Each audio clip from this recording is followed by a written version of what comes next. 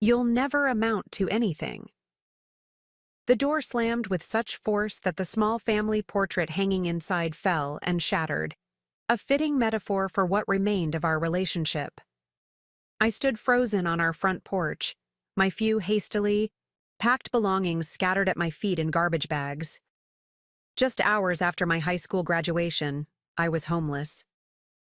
Before we jump back in, tell us where you're tuning in from, and if this story touches you, make sure you're subscribed. Because tomorrow, I've saved something extra special for you. The summer rain began to fall, soaking through my thin graduation shirt, but I couldn't move. Shock held me in place as water mingled with the tears streaming down my face. 18 years of life in that house, and it had taken my father less than 20 minutes to erase my existence from it. It started that morning, graduation day, when I'd finally gathered the courage to tell my parents I didn't want to attend the prestigious law school my father had chosen. The one his father had attended, and his father before him. The one that would guarantee me a position at Davis & Associates, the law firm that had consumed my father's life and, by extension, our family's. "Mom, Dad, I need to talk to you about something," I said over our pre-graduation breakfast, my voice steadier than I expected. My mother, Vanessa, looked up from her coffee, her expression already wary. She could always sense when I was about to disrupt the careful peace she maintained. My father, Richard, didn't even lower his newspaper. "Make it quick, Jessica. We need to leave in 20 minutes. I took a deep breath. I've decided not to attend Westridge Law School in the fall. The newspaper lowered slowly, revealing my father's stone-cold eyes. "Excuse me?" "I've been accepted to Hillcrest Arts Institute on a partial scholarship. I'm going to study photography and digital media." The silence that followed felt endless. My mother's coffee cup froze halfway to her lips. "Photography." My father's voice was dangerously quiet. "You're throwing away a $200,000 education and your future at the firm for pictures." "It's not just pictures, Dad. It's storytelling." "It's art. It's garbage." His fist came down on the table so hard the silverware jumped. "No daughter of mine is wasting her life on some artistic fantasy. You will attend Westridge as planned." "I've already accepted Hillcrest's offer," I said, my voice now trembling, "and declined Westridge." My father's face turned an alarming shade of crimson. "You did what? Without discussing it with us first?" "I tried to discuss it with you. For months. You wouldn't listen." "Richard," my mother finally intervened. "Maybe we should stay out of this, Vanessa." My father stood up, towering over the breakfast table. "You've always coddled her, and look where it's gotten us." I stood too, unwilling to be intimidated. "This is my life, Dad, not yours." "Your life?" He laughed, a hollow sound devoid of humor. "Who do you think has paid for everything in your life? Who worked 60-hour weeks to put food on this table? To put you in the right schools? To set you up for success? I never asked for any of that. You ungrateful little—" He caught himself, lowering his voice to a controlled simmer that was somehow more frightening. "Fine. You want to make your own decisions? You can pay for them too. If you're not going to Westridge, you're not living under this roof." My mother gasped. "Richard, you can't mean that. It's her graduation day." "I've never been more serious," he said, his eyes never leaving mine. "She wants independence? She's got it. As of today." I thought he was bluffing, a scare tactic to get me back in line. Even as I walked across the stage hours later to receive my diploma, I believed he would cool off, that my mother would talk sense into him. But when we returned home, there were 3 garbage bags waiting in the entryway. My father pointed to them with cold efficiency. "I've packed your essentials. You have 10 minutes to add anything else you need, then you're out." My mother wrung her hands, tears in her eyes, but said nothing, her silence a betrayal all its own. "Dad, please." I tried one last time. "Can we just talk about this?"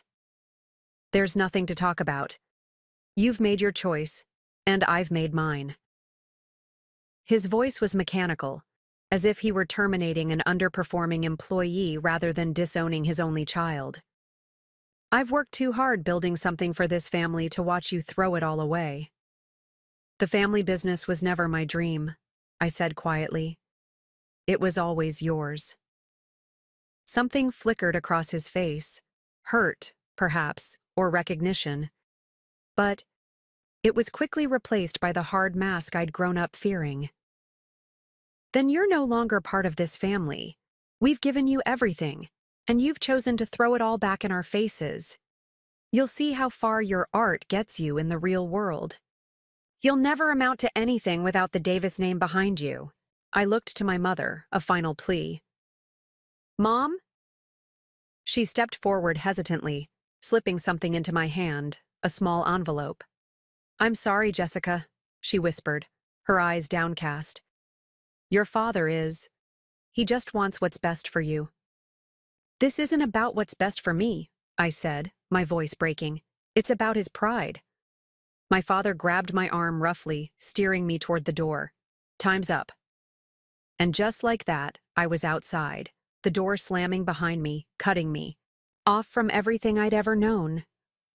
The rain continued to fall as I stood on the porch, staring at the imposing colonial house that had never really felt like home. Through the window, I could see my mother sitting on the stairs, her head in her hands. My father was nowhere to be seen. I opened the envelope my mother had pressed into my hand. Inside was $500 in cash and a small note. "I'm sorry. Be safe. Love, Mom." Not enough to stand up to my father, but enough to slip me some emergency cash. It was so perfectly emblematic of our relationship that I almost laughed. With shaking hands, I gathered my garbage bags and began walking. I had no car. My father had made sure the one I drove was in his name, and no destination. My phone buzzed in my pocket. A text from my best friend Zoe.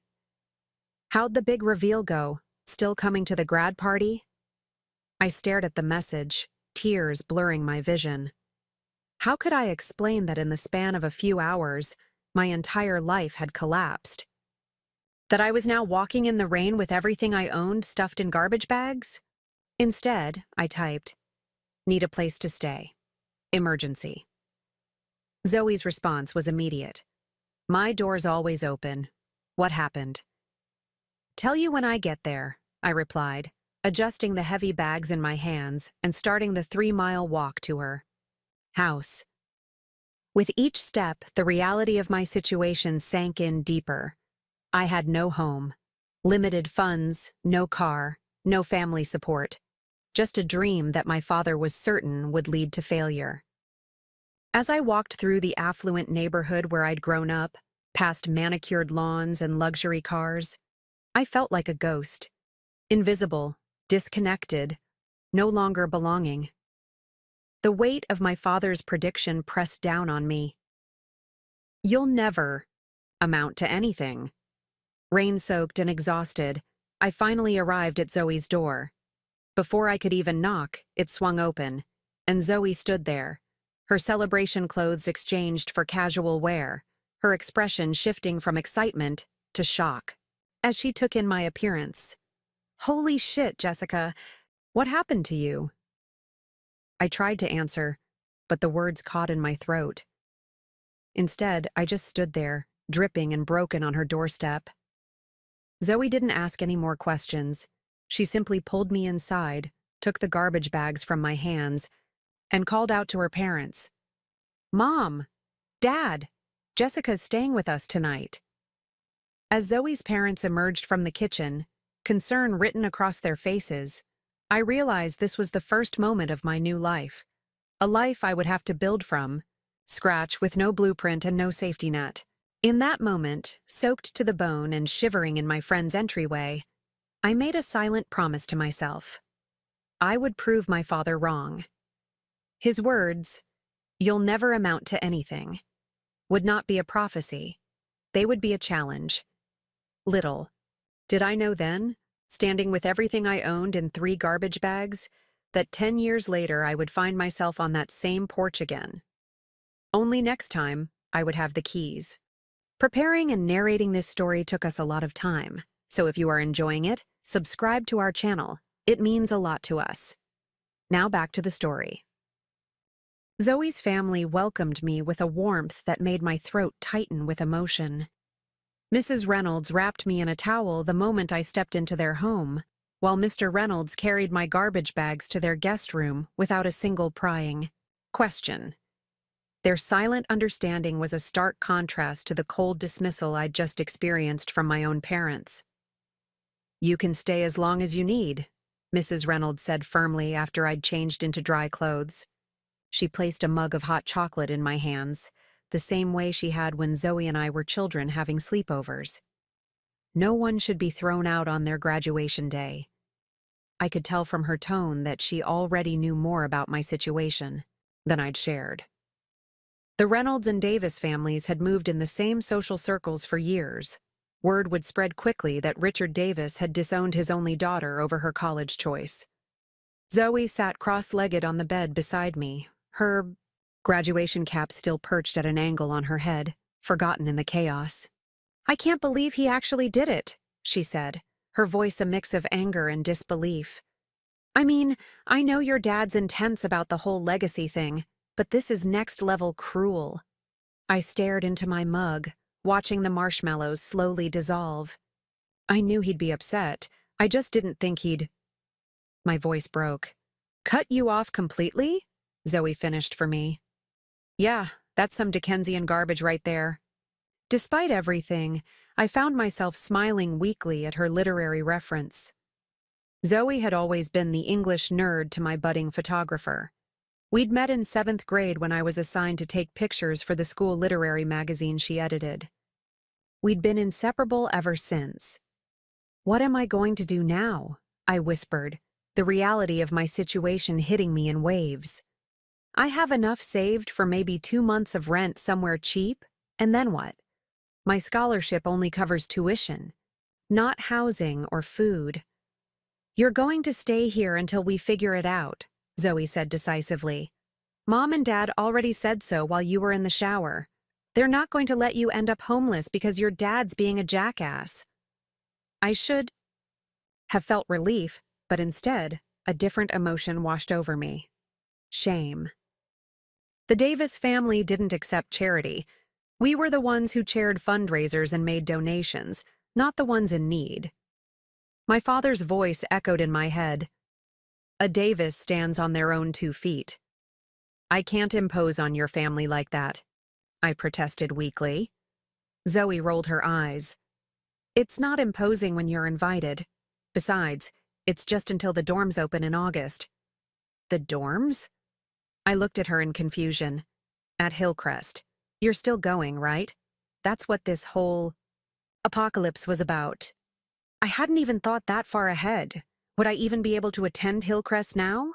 The partial scholarship wouldn't be enough without my parents' financial support. "I don't know if I can afford—" "You can and you will," Zoe interrupted. "We'll figure out the money part. Student loans, work-study, whatever it takes. But you're not giving up your dream just because your dad decided to be a total—" A gentle knock at the door cut her off. Mrs. Reynolds peeked in, holding a cordless phone. "Jessica, honey, your mother's on the phone." My heart leapt. Had my mother finally stood up to my father? Was she calling to say I could come home? I took the phone with trembling hands. "Mom?" "Jessica." My mother's voice was strained, as though she was trying to stay composed. "Are you somewhere safe?" "I'm at Zoe's." "Good, good." She paused, and I could hear her take a shaky breath. "I wanted to make sure you're all right." "I'm not all right, Mom," I said, unable to keep the hurt from my voice. "Dad kicked me out. How could I possibly be all right?" "I know, sweetheart. I know. I'm trying to talk to him, but you know how he gets when he makes up his mind." The familiar excuse. My entire childhood had been punctuated by variations of, "You know how you're father gets whenever he made unreasonable demands or lost his temper. So you're just going along with it? I asked, my voice hardening. Your only daughter gets thrown out with garbage bags and you're just… What? Hoping Dad calms down eventually? It's more complicated than that, Jessica. It's really… Not, Mom. Either you think what he did was wrong, or you don't. There was a long silence on the other end of the line. Of course I think it's wrong, she finally said, her voice barely above a whisper. But I can't just… Can't just what? Stand up to him? Take my side for once? The words poured out of me, years of swallowed resentment finally finding voice. You watched him throw me out, Mom. You didn't stop him. You didn't even try. I gave you money, she said defensively. $500 and a note saying, sorry. That's what 18 years of being your daughter is worth? I heard a muffled sound that might have been a sob. What do you want me to do, Jessica? The question hung in the air. What did I want? I wanted her to leave him, to choose me, to be the mother I needed rather than the wife he demanded. But I knew she wouldn't. She never had. Nothing, I said finally, the fight draining out of me. I don't want you to do anything. You've made your choice pretty clear. That's not fair. None of this is fair, Mom, but here we are. Another silence stretched between us, filled with all the things neither of us had the courage to say. Your father will come around, she said eventually, falling back on her standard reassurance. He just needs time. And what am I supposed to do until then? Live out of garbage bags at my friend's house? The Reynolds are good people. They'll take care of you until… Her voice trailed off. Until what, Mom? Until Dad decides I'm worthy of being his daughter again? Until I give up my dreams and do what he wants? Until things settle down, she finished lamely. I closed my eyes, suddenly exhausted. I have to go. Jessica, please. Goodbye, Mom. I hung up before she could respond, before I could hear any more excuses or feeble attempts at comfort that didn't actually change anything. Zoe, who had been pretending not to listen from the other side of the room, approached cautiously. That bad? I nodded, unable to speak past the lump in my throat. She's not going to help, is she? Zoe asked softly. She's never going to choose me over him, I said, the final realization settling over me like a weighted blanket. She never has, and she never will. Zoe wrapped her arms around me as the tears I'd been holding back finally broke free. I cried, for the home I'd lost, for the mother who couldn't protect me, for the father whose approval I'd spent 18 years chasing only to be discarded when I finally chose my own path. That night, lying in the Reynolds guest bed, I stared at the ceiling and tried to process the seismic shift that had occurred in my life. Yesterday, I had been Jessica Davis, daughter of Richard and Vanessa Davis, with a clear, if unwanted, path laid out before me. Today I was. Who, exactly? My phone buzzed on the nightstand. A text from my father. Your tuition payment for Westridge has been canceled. Your car insurance and phone will remain active until the end of the month. After that, you're on your own. No, are you safe? No, I was angry, but we can talk. Just practical matters, wrapped in the cold finality of his decision. I stared at the message until the screen went dark, then light again as another text came through. This one from my cousin Natalie. Just heard what Uncle Richard did. That's so messed up. Are you okay? Word was spreading through the family. Already. By tomorrow, everyone would know that Richard Davis had cut off his daughter for choosing photography over law. I didn't respond to either message. Instead, I opened my email and navigated to the acceptance letter from Hillcrest Arts Institute. I read it over and over, reminding myself that this dream that had cost me so much had to be worth it. Another text buzzed through, this time from a number I didn't recognize. Hey, It's Ryan from Calculus.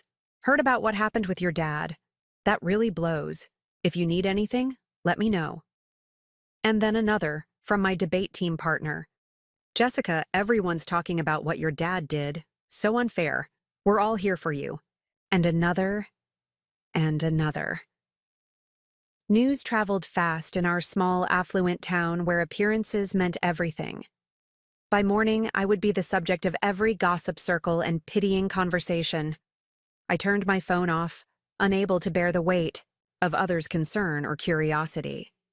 In the darkness of the guest room, surrounded by borrowed comfort, the full force of my abandonment crashed over me. I was alone, truly alone in a way I had never been before. Yet somewhere beneath the pain and fear, a tiny spark of defiance flickered to life. My father had cast me out, believing I would fail without his support, without the Davis name opening doors for me. He expected me to come crawling back, humbled and repentant. I made a vow in that moment, teeth clenched against a fresh wave of tears. I would never give him that satisfaction. I would build my own life, forge my own path, and succeed so thoroughly that one day, Richard Davis would be forced to recognize what he had thrown away. What I didn't know then, what I couldn't have known as I lay in that unfamiliar bed with my world in pieces around me, was that the path from that moment of absolute abandonment to vindication would be longer and harder than I could possibly imagine. The Reynolds family was wonderful, but I couldn't stay in their guest room forever. 2 weeks after graduation, I sat at their kitchen table surrounded by newspaper classifieds, my laptop open to apartment listings I couldn't afford, and a growing sense of desperation. "Nothing?" Zoe asked, peering over my shoulder at the circled listings, all well beyond my budget. "Nothing under $800 a month that isn't in a neighborhood where I'd need armed guards," I sighed, running my hands through my hair. "And I still need to figure out how to pay for books, food, and everything else at Hillcrest." The financial reality of my situation was becoming clearer each day. My partial scholarship would cover about 60% of my tuition, but nothing else. Student loans could help, but without a co-signer, my options were limited. My father had made sure of that by informing the extended family that anyone who helped me would be cut off as well. Mrs. Reynolds placed a cup of coffee in front of me. "You'll find something, dear. The right opportunity always shows up when you need it most." I smiled weakly at her optimism, wishing I could share it. My phone buzzed with an incoming call. The screen showed Uncle Robert, and my heart jumped. My father's younger brother had always been different from the rest of the Davis clan. More relaxed, less obsessed with status and appearance. He'd been living abroad for the past few years, working for an international humanitarian organization. "Uncle Robert, hi. Jessica, my favorite niece. How are you holding up? I just heard about what happened." His voice, warm and concerned, nearly broke my composure. "I'm managing, staying with a friend for now." "That's what I figured. Listen, I'm back in the States for a few weeks. Can we meet for lunch today? I'd like to talk to you about something." 2 hours later, I sat across from Uncle Robert at a small cafe downtown, far from the upscale restaurants my father frequented. At 45, Robert looked like a more relaxed version of my father. Same strong jawline and dark eyes, but with laugh lines instead of stress furrows. "You look good, Jess, considering everything." I shrugged. "Appearances can be deceiving. The Davis family's specialty, right?" He winced. "Fair point. Your father has always excelled at keeping up appearances." He leaned forward, eyes serious. "What he did to you was wrong. Completely wrong. I want you to know that." The simple validation brought unexpected tears to my eyes. "Thank you. That means a lot." "I've spoken to him," Robert continued. "It didn't go well. He's convinced. You'll come crawling back once you realize how difficult it is out there." I set my jaw. "Never." Robert smiled. "That's my girl." I told him the same thing. You've got too much spine to give in to his tactics. He took a sip of his coffee. Which brings me to why I wanted to meet. I have a proposition for you. Proposition? I own a small apartment building on Cedar Street. Nothing fancy, but solid. There's a studio apartment opening up next month. It's yours if you want it. I blinked in surprise.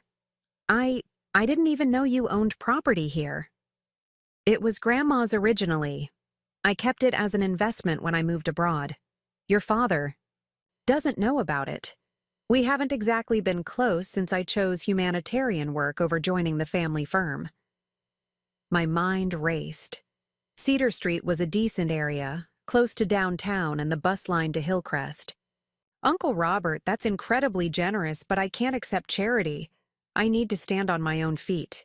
He laughed. Who said anything about charity? You'll pay rent, but at a reasonable rate that a working student can afford. And speaking of working, he reached into his messenger bag and pulled out a business card. My friend Elaine owns a photography studio downtown. She needs an assistant. The pay isn't great, but you'd be learning from one of the best commercial photographers in the state. I stared at the card in disbelief. Elaine Cortez Photography. I knew the name. Her work was featured in national magazines and advertising campaigns. I don't know what to say. Say yes, Robert urged. The apartment will be $400 a month, utilities included. The job pays $12 an hour. Part-time schedule that works around your classes. The math ran quickly through my head. It would be tight, but with student loans for the remaining tuition and careful budgeting, I could make it work. Why are you doing this? I asked, still stunned by his generosity. Robert's expression softened. Because 18 years ago, I made choices your father couldn't accept or understand. I know what it's like to be cut off by Richard Davis for following your own path. He reached across the table and squeezed my hand. And because you're my niece, and I believe in your talent. You've seen my photography? He nodded, looking slightly embarrassed. I follow your Instagram. Those urban decay shots you did for your final project? Incredible composition. You've got a real eye, Jess. Tears welled up again, this time from gratitude rather than pain. Someone in my family, someone with the same blood as my father, believed in me. Under one condition, I said, finding my voice. Name it. I pay the full market rent as soon as I can afford it. And this is a loan, not a gift. I'll pay you back for any difference. Robert grinned. Stubborn independence. Another trait we share. He extended his hand. Deal. The next day, Uncle Robert drove me to meet Elaine Cortez. Her studio occupied the renovated top floor of an old factory building, with exposed brick walls, massive windows, and the kind of natural light photographers dream about. Elaine herself was nothing like I expected. In her late 50s, with a shock of silver hair cut in a sharp bob, she wore paint-splattered jeans and spoke with the slight rasp of a long-time smoker who'd finally quit. So you're Robert's niece, she said, eyeing me critically. He says you've got talent. I'm still learning, I replied honestly. She nodded approvingly. Good answer. The ones who think they already know everything are useless to me. She gestured around the studio. I need someone who can learn fast, work hard, and not complain about mundane tasks. Some days you'll be adjusting lighting for a corporate headshot. Other days you'll be organizing equipment or making coffee runs. I can do that. Pay is $12 an hour to start. 20 hours a week, schedule varies. More during holiday seasons, when we're slammed, less during midterms and finals because I'm not competing with your education. She crossed her arms. Still interested? Absolutely. Robert mentioned your situation. Parents cut you off because you chose art over law. Right? I nodded, uncomfortable with how much Uncle Robert had shared. Been there, Elaine said simply. My old man wanted me to be a dental hygienist, practical, respectable, steady income. She shrugged. Lasted 6 months before I quit to pursue photography. He didn't speak to me for 5 years. What happened after 5 years? He saw my work in National Geographic. A small smile played at the corners of her mouth. Hard to argue with that. Over the next month, my life transformed. I moved into the small but clean studio apartment in Uncle Robert's building. Zoe and her parents helped me furnish it with secondhand finds and a few essential gift items they insisted on. I started working at Elaine's studio, soaking up knowledge like a sponge, grateful for the opportunity to learn from someone so accomplished. For the first time in my life, I was completely independent. No family name to fall. Back on, no safety net. Every decision was mine alone to make, every consequence mine to bear. It was terrifying and exhilarating all at once. News of my arrangement with Uncle Robert eventually reached my parents. My mother called one evening, her voice tight with what sounded like hurt. "So Robert has taken you in," she said without preamble. "Against your father's wishes." "Uncle Robert helped me find an apartment and a job," I corrected. "I'm supporting myself." "Your father is very upset. Robert has betrayed the family." I laughed bitterly. Betrayed the family? By helping your daughter avoid homelessness? What does that make you, Mom, for letting Dad kick me out in the first place? Her silence spoke volumes. "Is that why you called? To guilt me about accepting help from Uncle Robert?" "I called because I miss you," she said quietly. "The house is so empty without you." A pang of homesickness hit me unexpectedly. Despite everything, I missed my mother too. The good moments, rare as they were when my father's influence didn't overshadow her natural warmth. "You know where I am," I said softly. "You can visit any time. Without Dad." "You know I can't do that," she whispered. "He would never forgive me. And I'm not sure I can forgive you for choosing his approval over my well-being." The words hurt to say, but they were true. "I have to go, Mom. I have an early shift tomorrow." As I hung up, I realized something important. The abandonment I had experienced wasn't just my father throwing me out. It was my mother's silent compliance, her unwillingness to stand up for me, her commitment to keeping the peace at any cost, even the cost of her relationship with her only child. But where one door had closed, others had opened. Uncle Robert's unexpected alliance had given me more than just material support. It had shown me that I wasn't alone, that my path was valid, that someone in my family believed in my dreams enough to invest in them.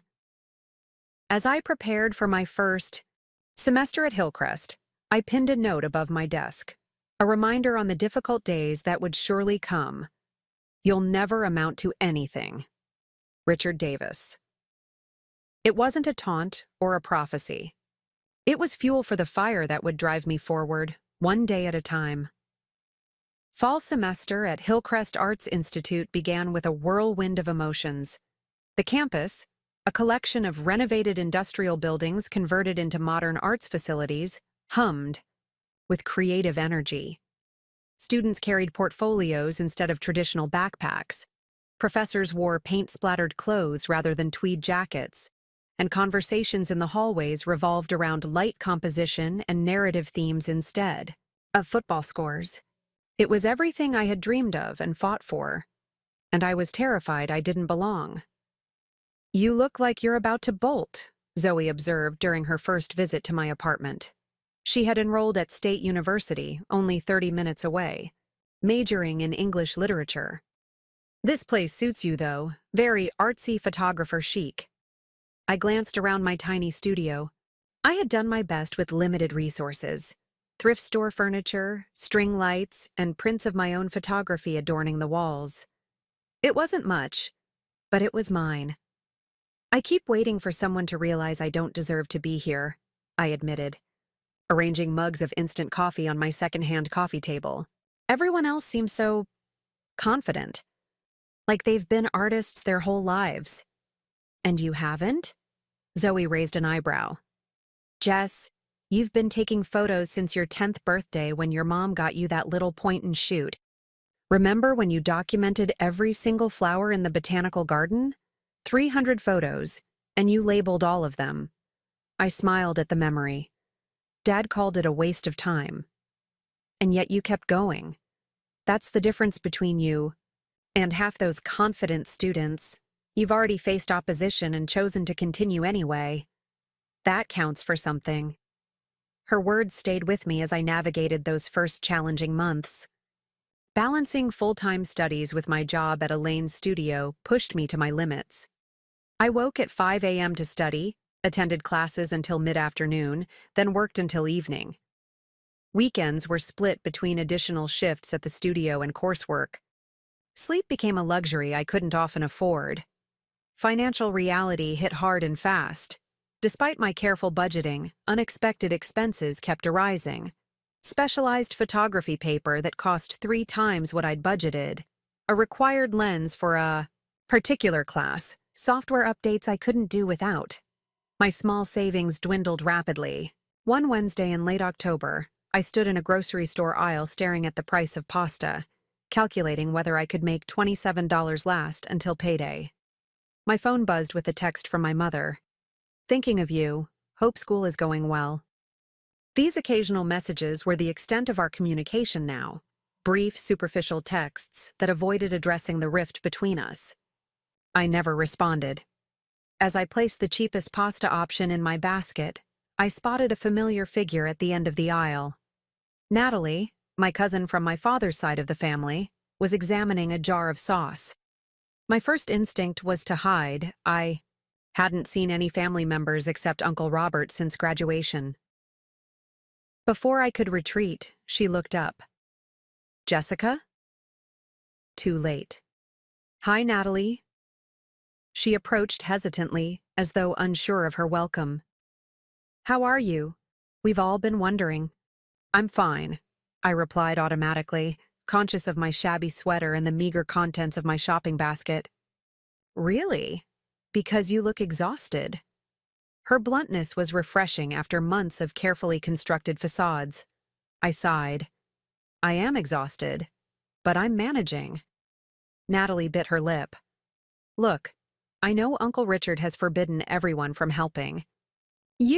But this is ridiculous. Your family. Not according to him.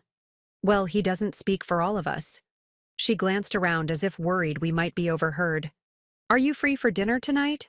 My place?" That evening, I discovered that Natalie's invitation wasn't just about reconnecting. It was an organized act of family rebellion. At her apartment, I found Uncle Robert, Aunt Patricia, my mother's sister, and my cousins Derek and Lindsay. "What is this?" I asked, overwhelmed by the unexpected family gathering. "Dinner," Natalie said simply, "and a conversation we all need to have." Over lasagna and salad, my relatives shared their frustration with my father's edict against helping me. "Richard has always been controlling," Aunt Patricia said. "But this crosses a line. You're his daughter, for heaven's sake." "He's made his position clear," I replied, the hurt still raw. "I'm only his daughter if I follow his rules." "Which is precisely why we're here," Uncle Robert interjected. "Your father may have cut you off, but we haven't. We've created a family fund to help you through school." I froze, fork halfway to my mouth. "A what?" "Nothing excessive," Aunt Patricia clarified. "Just enough to ensure you can eat properly and buy your supplies without working yourself to exhaustion. We're all contributing what we can." "I can't accept that," I protested.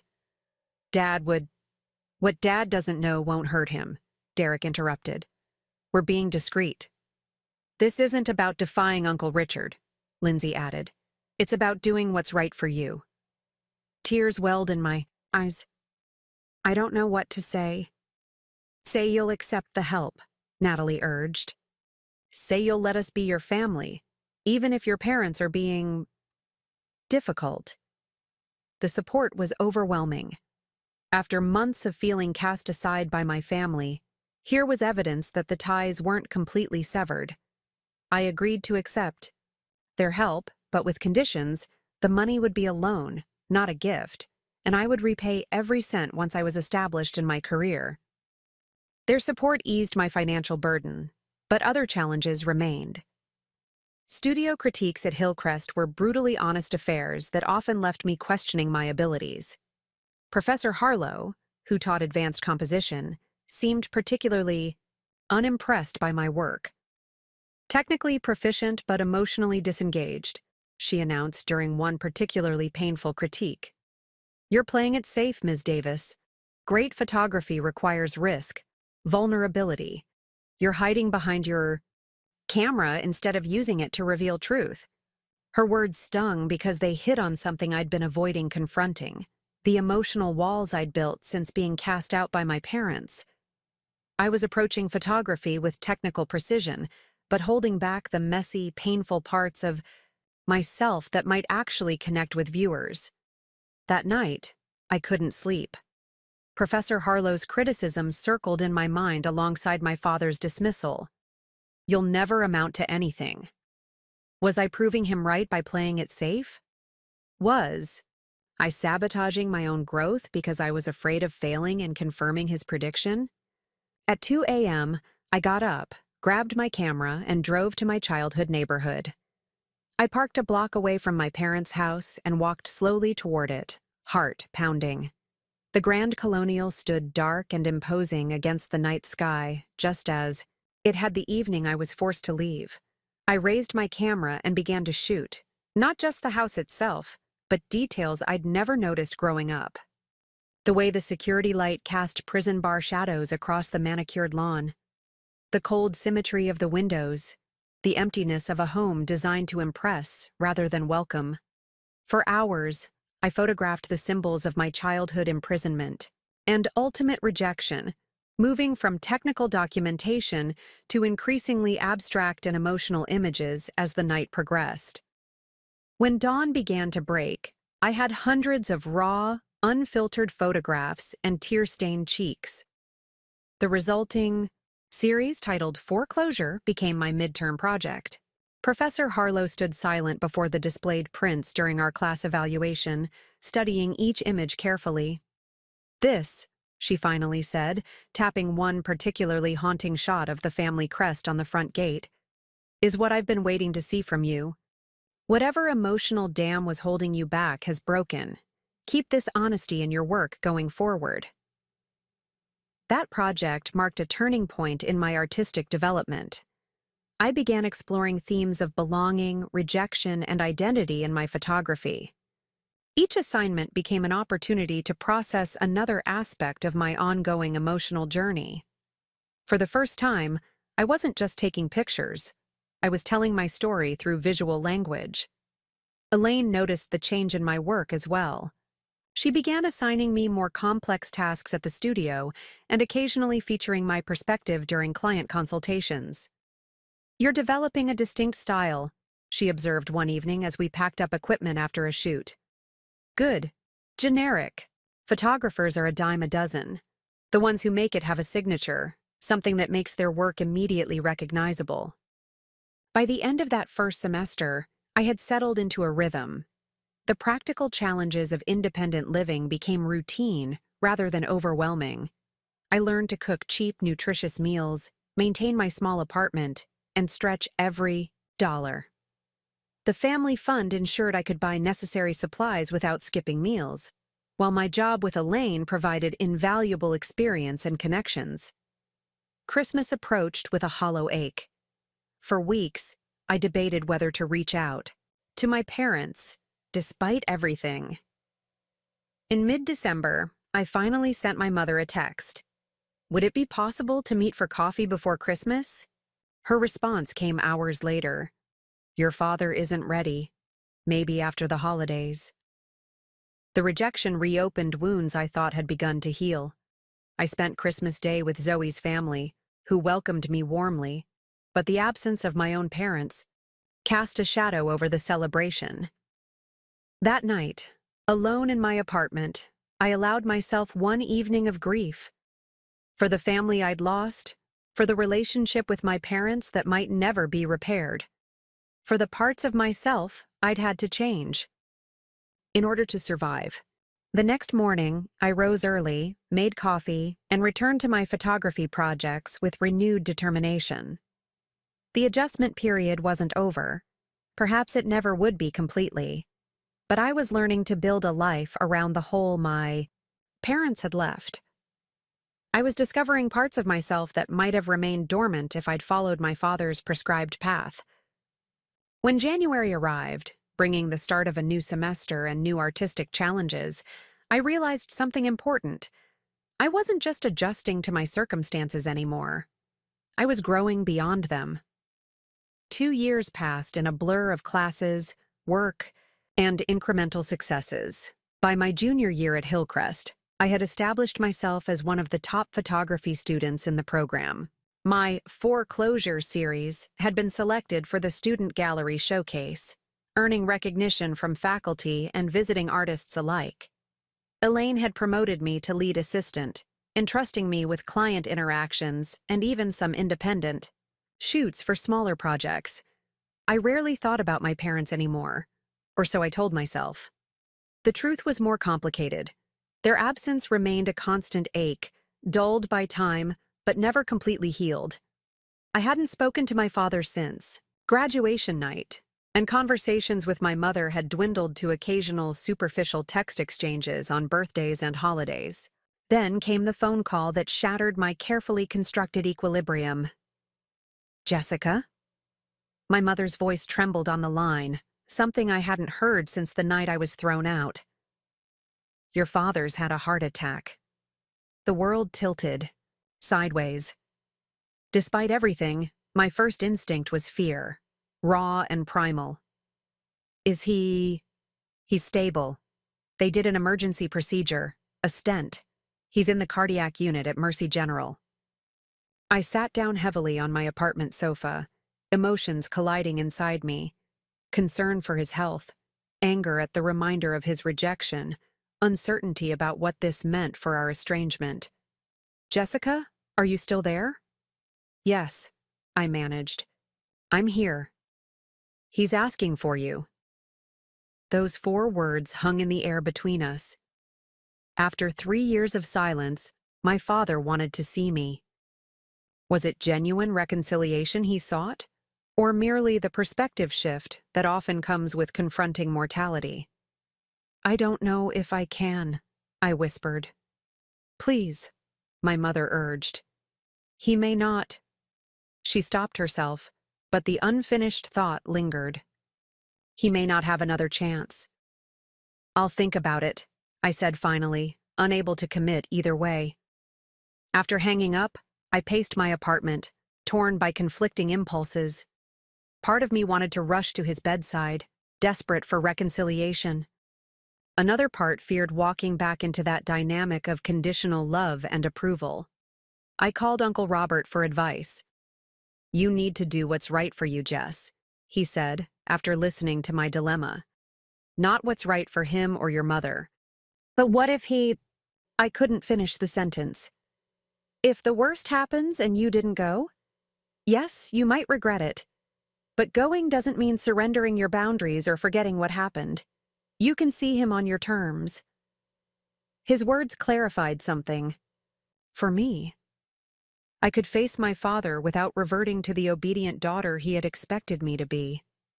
I could enter that hospital room as the person I had become, an artist, a working professional, a woman who had survived his rejection and built a life anyway. The next morning, I stood outside the cardiac care unit, gathering my courage. Through the glass, I could see my father, diminished in a hospital bed, medical equipment surrounding him, my mother sitting beside him. She spotted me and hurried out to the hallway. "Jessica, thank you for coming." She embraced me awkwardly, our relationship too damaged for genuine warmth. "He's been asking for you all night." "I'm not staying long," I warned, setting an immediate boundary. "And I'm not here to pretend everything's fine between us?" She nodded, eyes downcast. I understand. Just be gentle. He's been through a lot. So have I thought but didn't say. When I entered the room, my father's eyes were closed. He looked older, frailer than I remembered, his commanding presence reduced by illness and hospital surroundings. His eyes opened as I approached the bed, widening slightly in recognition. Jessica. His voice was hoarse, barely above a whisper. Dad. The word felt strange on my tongue after so long. An uncomfortable silence stretched between us, 3 years of estrangement creating a chasm too wide for small talk. You came? He finally said. Mom said you asked for me. He nodded slightly, wincing at the movement. The doctors say I need to avoid stress, to make peace with things. He attempted a weak smile. Apparently, being angry all the time is bad, for your heart. The attempt at humor fell flat. I remained standing, arms crossed defensively. You look well, he continued, studying me. Healthy. I am well, I confirmed. I'm succeeding at Hillcrest. I have a good job at a photography studio. I have my own apartment. Your mother told me. Robert has been helpful. The slight edge in his voice when mentioning Uncle Robert revealed his lingering disapproval. Some things hadn't changed. Uncle Robert believed in me when you didn't, I said quietly. He gave me a chance when you threw me away. My father winced as if my words caused physical pain.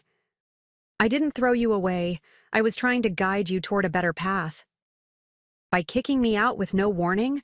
By cutting me off completely? The anger I'd suppressed for years rose to the surface. That wasn't guidance, Dad. That was punishment for not obeying you.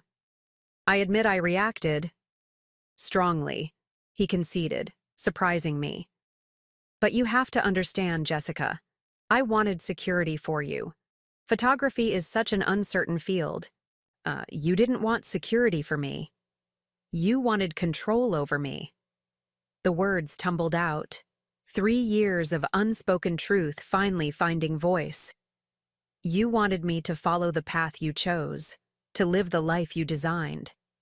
You never once asked what I wanted or what would make me happy. I'm your father. I know what's best.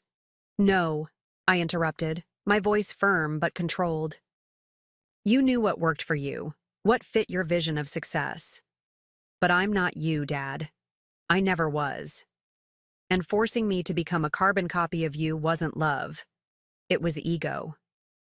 My mother made a small sound of distress from the doorway, but I continued. Years of hurt pouring out. Do you know what it did to me when you said I'd never amount to anything? When you discarded me like I was nothing because I chose a different path? Do you have any idea how hard these last 3 years have been? My father looked away, unable to meet my gaze. I didn't mean that. I was angry. You meant it at the time, I insisted. And even if you regret it now, you still let me struggle alone for 3 years, rather than admit you were wrong. I was wrong, he whispered, the admission clearly painful for him. Is that what you want to hear? I was wrong. The words I'd waited years to hear landed with less impact than I'd imagined. They couldn't erase the nights I'd gone hungry to afford school supplies, the holidays spent with friends' families, the constant fear of failure that had haunted me. It's not about what I want to hear, Dad. It's about you finally recognizing that you hurt me, deeply and unnecessarily. That you broke our family because you couldn't accept that I had dreams different from yours. My father closed his eyes, exhaustion evident on his face. The monitors beside his bed showed his heart rate increasing. Jessica, my mother warned, remember what the doctor said about stress.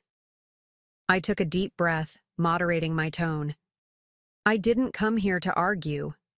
I came because you asked for me, and because despite everything, I didn't want to regret not seeing you if... I left the sentence unfinished. If I died, my father completed bluntly. That's what got me thinking, Jessica. Lying here, not knowing if I'd wake up after the procedure, wondering if my last interaction with my only child would be throwing her out of my house. He reached a tentative hand toward mine. I don't want that to be our story. I didn't take his hand, not yet ready for that step. What do you want, Dad? Why did you ask me to come? I want a second chance, he said slowly. I want to know the woman my daughter has become. I want to see if there's anything left to salvage between us. The sincerity in his voice was unexpected. Richard Davis rarely admitted vulnerability or need. A second chance isn't something you're entitled to, I said carefully. It's something you earn, through actions, not just words in a moment of crisis. He nodded slightly. Tell me how. I'm listening. For the first time in my memory, he genuinely seemed to be. I considered my response carefully. First, you need to understand that I'm not coming back to the life you planned for me. I'm a photographer. That's my path, and it's non-negotiable. I understand. Second, our relationship can only rebuild if it's based on respect.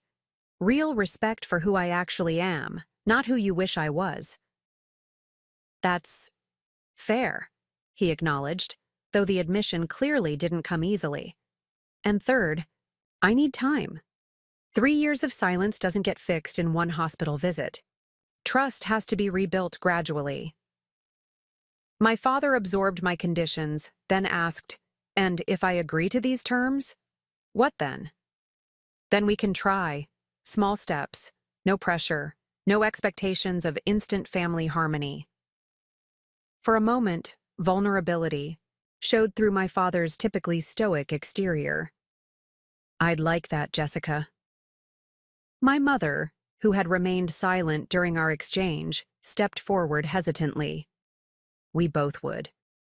I looked between them, my father in his hospital bed, humbled by illness. My mother standing uncertainly nearby, torn between her husband and daughter as she had always been. They were flawed people who had hurt me deeply, but they were still my parents. The connection, damaged as it was, remained. I'll come back tomorrow, I said finally. For a short visit. We can start there.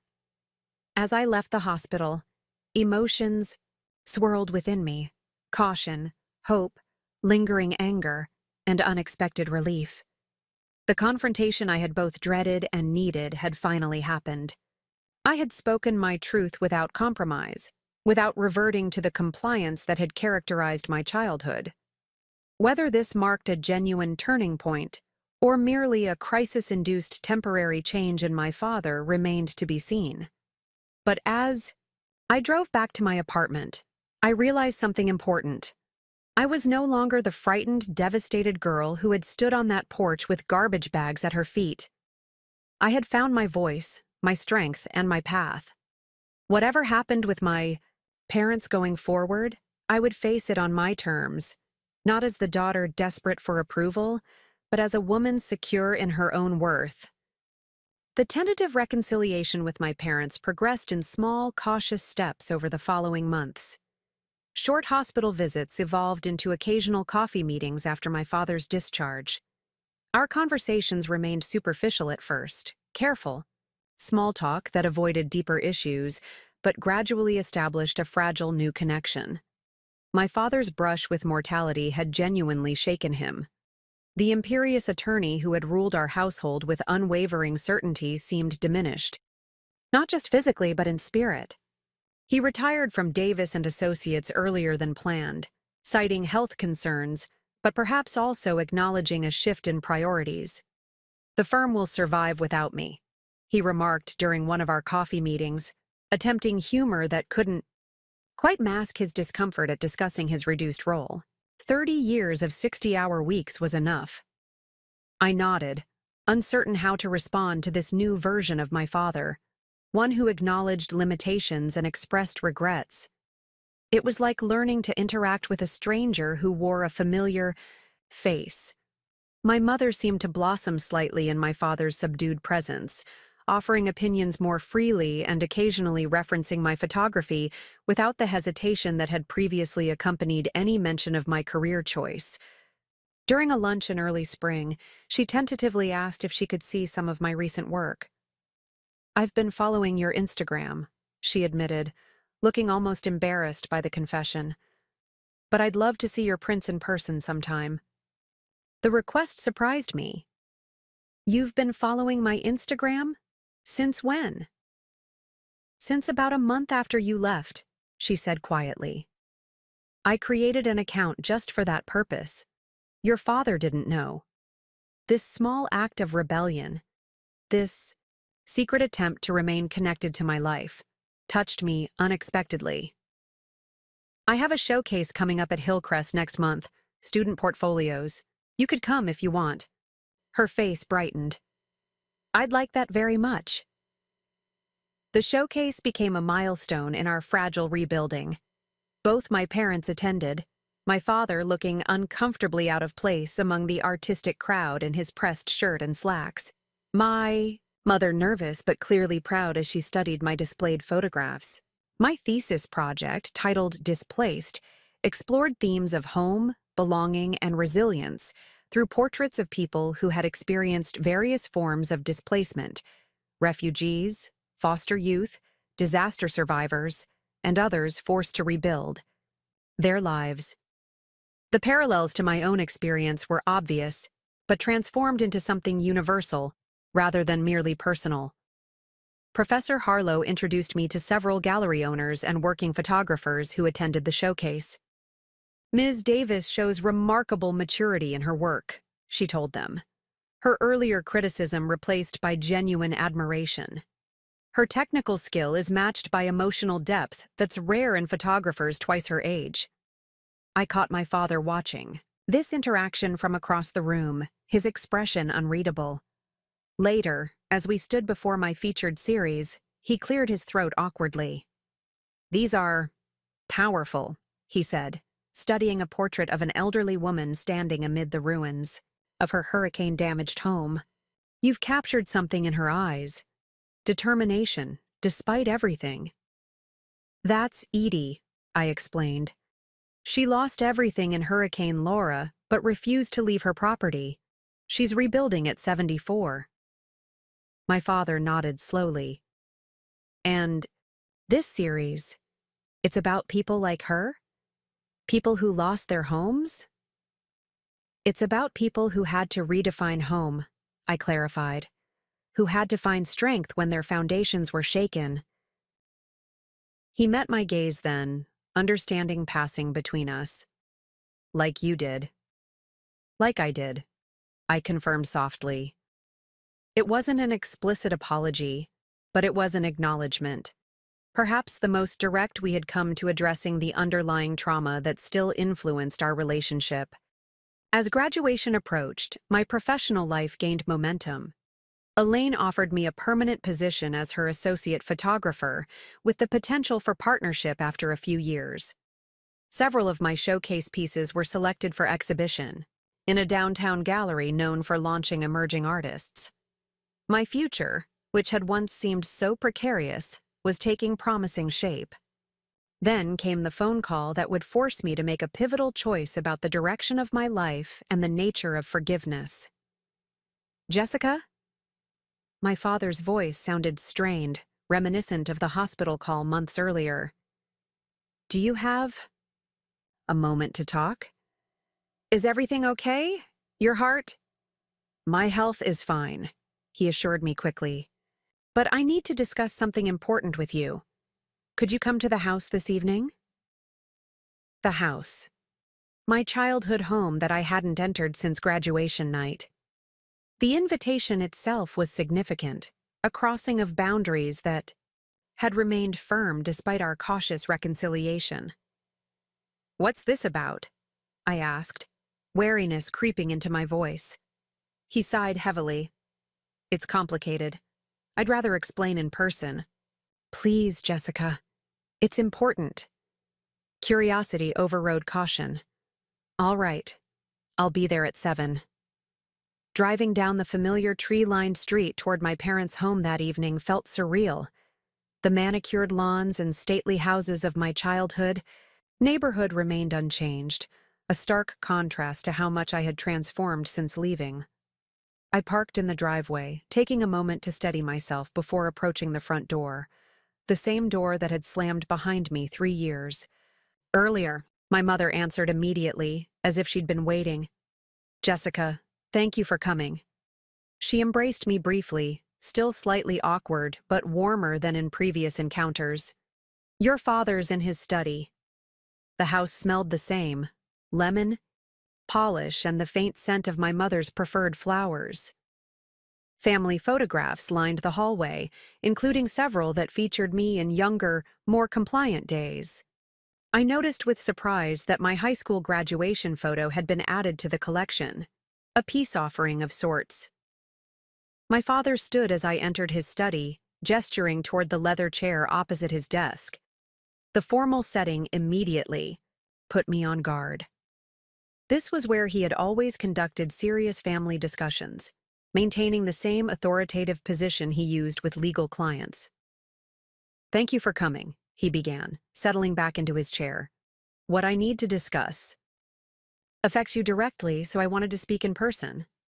My mother slipped into the room, taking a seat on the small sofa against the wall, present but peripheral, her usual position in family matters. "I'm listening," I said, keeping my tone neutral. My father folded his hands on the desk. "As you know, I retired from the firm earlier this year. What you don't know is that I've been reconsidering many aspects of my life since the heart attack, including my professional legacy."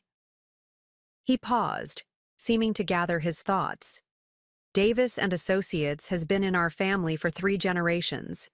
Your grandfather built it from nothing, and I expanded it significantly. I always assumed it would continue through you." I tensed, immediately defensive. "Dad, if this is about trying to convince me to go to law school again—" "It's not," he interrupted, raising a hand. "Please, hear me out." Reluctantly, I nodded. "The firm needs new leadership. My retirement left a gap that none of the current partners quite fills. They're excellent attorneys, but lack the vision to take Davis and Associates into the future." He took a deep breath. "I've been approached with an offer to merge with Weston and Keller, a larger firm with a national presence." The name was familiar, a prestigious firm known for corporate law. "And you're considering it?" "More than considering.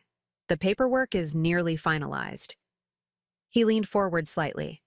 "But there's a complication. The family name, the Davis legacy, would be absorbed and eventually disappear in the merger."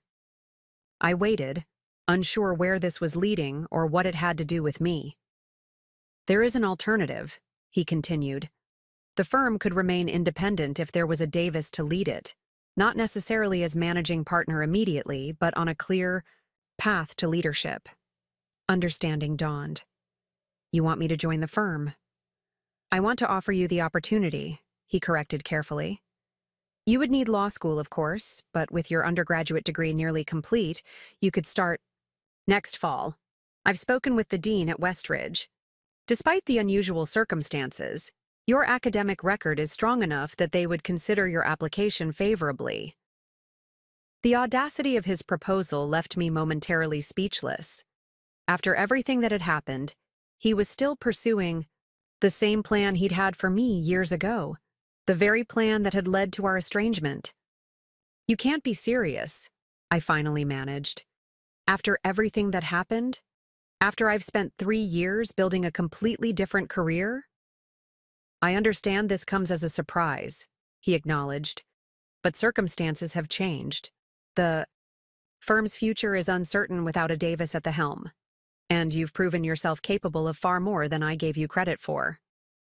"By succeeding in photography, the field you dismissed," I pointed out, anger rising. "The field you threw me out of your house for pursuing." My father had the grace to look discomfited. "I made mistakes, Jessica. Serious ones. I recognize that now." "Do you? Because asking me to abandon the career I've built to fulfill your Original plan doesn't suggest much has changed. It's not about my plan anymore, he insisted. It's about opportunity, a significant one. Davis and Associates represents a substantial legacy, both professionally and financially. As my daughter, that legacy should rightfully include you. My mother spoke up for the first time. What your father is trying to say, Jessica, is that we want to make amends, to give you what should have been yours all along. I looked between them, understanding dawning. This isn't just about the firm, is it? This is your way of bringing me back into the fold, of making things right, according to your definition.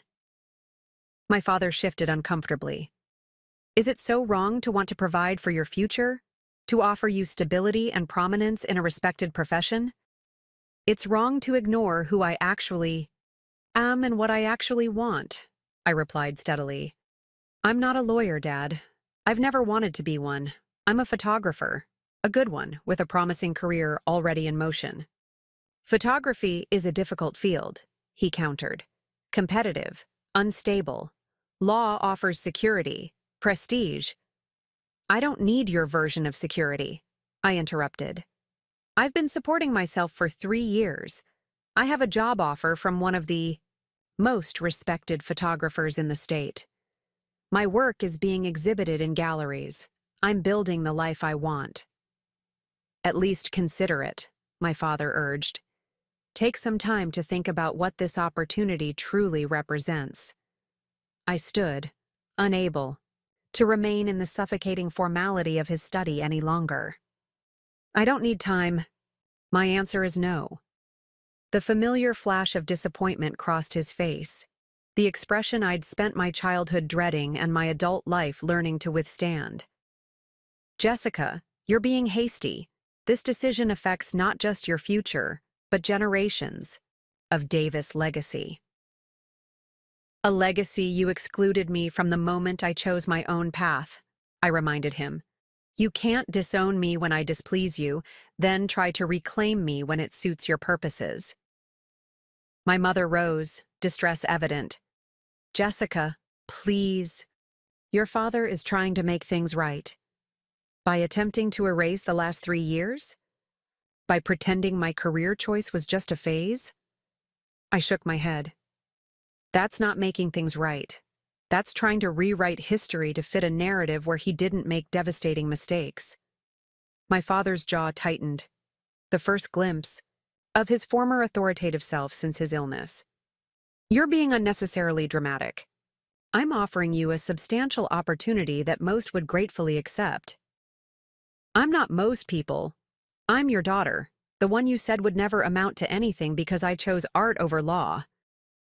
The old hurt resurged, sharper for having been temporarily buried beneath cautious reconciliation. Was that conditional? Did you only mean I wouldn't amount to anything as a photographer? Or did you mean I was worthless unless I followed your approved path? I told you I regret those words, he said stiffly. Regret isn't the same as understanding why they were wrong, I countered. And this offer proves you still don't understand. I turned to leave, then paused at the door. I've spent 3 years proving I could succeed without your name, your money, or your approval. I'm not abandoning that journey now because you've decided I'm worthy of the Davis legacy after all. The drive home passed in a blur of emotions. Anger at my father's persistent inability to accept my choices. Disappointment that our fragile reconciliation had been built on such shaky foundations. And beneath it all, a deeper recognition that I stood at a crossroads. I could return to the fold, accept the path of least resistance, reclaim my place in the family and the privileges that came with it. Or I could continue on my hard-won independent journey, maintaining integrity to my own vision despite the more difficult road ahead. Back in my apartment, I paced restlessly, too agitated to settle. My phone buzzed repeatedly, messages from both parents that I ignored. Eventually, I called the one person whose perspective I knew would be untainted by family dynamics. He offered you what? Elaine exclaimed when I explained the situation. After everything you've accomplished? He sees it as giving me back what I lost, I explained, sinking onto my sofa. Making amends by offering me the family legacy. That's not making amends, Elaine said flatly. That's trying to erase your independence and bring you back under control. Her bluntness was refreshing after the convoluted emotional tangle of the evening. Part of me wonders if I'm being stubborn by refusing, I admitted. The practical benefits are substantial: financial security, professional status. At the cost of your authentic self, Elaine pointed out. Jessica, I've watched you develop into a uniquely talented photographer with a perspective that can't be taught. That didn't happen despite your struggles. It happened because of them. Your work has depth precisely because you've had to fight for every step forward. Her words resonated with something Professor Harlow had said during my portfolio review. There's a hard-won clarity in your compositions that speaks of personal reckoning. Don't lose that authenticity. It's your greatest strength. This isn't just about career choice, is it? I said slowly. It's about whether I'm willing to be defined by his terms again. Exactly. And about whether you trust yourself enough to continue on your own path. After we hung up, I sat in contemplative silence, considering the pivotal nature of this decision. It wasn't just about law versus photography anymore. It was about the fundamental direction of my life, and whether reconciliation with my parents required compromising my hard-won identity. Around midnight, I finally responded to my mother's texts. I need time to think. Please don't contact me for a few days. The next morning, I requested a meeting with Professor Harlow, seeking guidance from someone whose artistic judgment I trusted implicitly. We met in her office, surrounded by her acclaimed photography books and exhibition catalogs. You already know what you need to do, she said after listening to my dilemma. You're just seeking permission to trust your instincts. Am I making a mistake by turning down security for passion? She smiled slightly. That framing reveals your father's influence still at work in your thinking. Security versus passion is a false dichotomy. Many successful photographers lead stable, financially sound lives doing work they love. But the odds are actually in your favor, she interrupted. Your technical skills are exceptional. Your artistic voice is distinctive and evolving. You've already secured professional connections most students only dream of. And most importantly, you've demonstrated remarkable resilience and work ethic. She leaned forward, emphasizing her next words. Jessica, in 3 years, you've built more momentum in photography than many create in a decade. Abandoning that trajectory now would be the true risk. Later that day, I met with Elaine to discuss the associate photographer position she had offered. What had been a tentative conversation about future possibilities became a concrete negotiation of terms, salary, and growth potential. By the end of our meeting, I had a formal offer letter and a clear professional pathway that had nothing to do with the Davis name or legacy. That evening, I stood at my apartment window, watching the sunset bathe the city in golden light, the kind of lighting photographers dream of capturing. The moment felt symbolic. Illumination after confusion, clarity emerging from shadow. I had my answer. I knew what I needed to do. The following day, I returned to my parents' house, resolved and centered in a way I hadn't been during our previous encounter. My father received me in the sunroom rather than his study, a less formal setting that I appreciated as a small concession. I've made my decision, I said simply, declining his offer of refreshment. I'm continuing with photography. I've accepted a full-time position with Elaine Cortez Photography that begins after graduation. He exhaled slowly, disappointment evident, but controlled. I see. I hope you do, I continued. This isn't about rejecting you or the Davis legacy. It's about honoring the path I've created for myself, the one that aligns with my talents and passions. And if that path proves more difficult than you anticipate, then I'll face those difficulties, I said firmly. Just as I've faced every challenge since the night you asked me to leave this house. My mother entered quietly, taking a seat beside my father. Her expression suggested she already knew what my answer would be. I want a relationship with both of you, I continued. But it has to be based on who I actually am, not who you wish I was. I can't be the daughter who follows your predetermined script, Dad. I need to write my own story.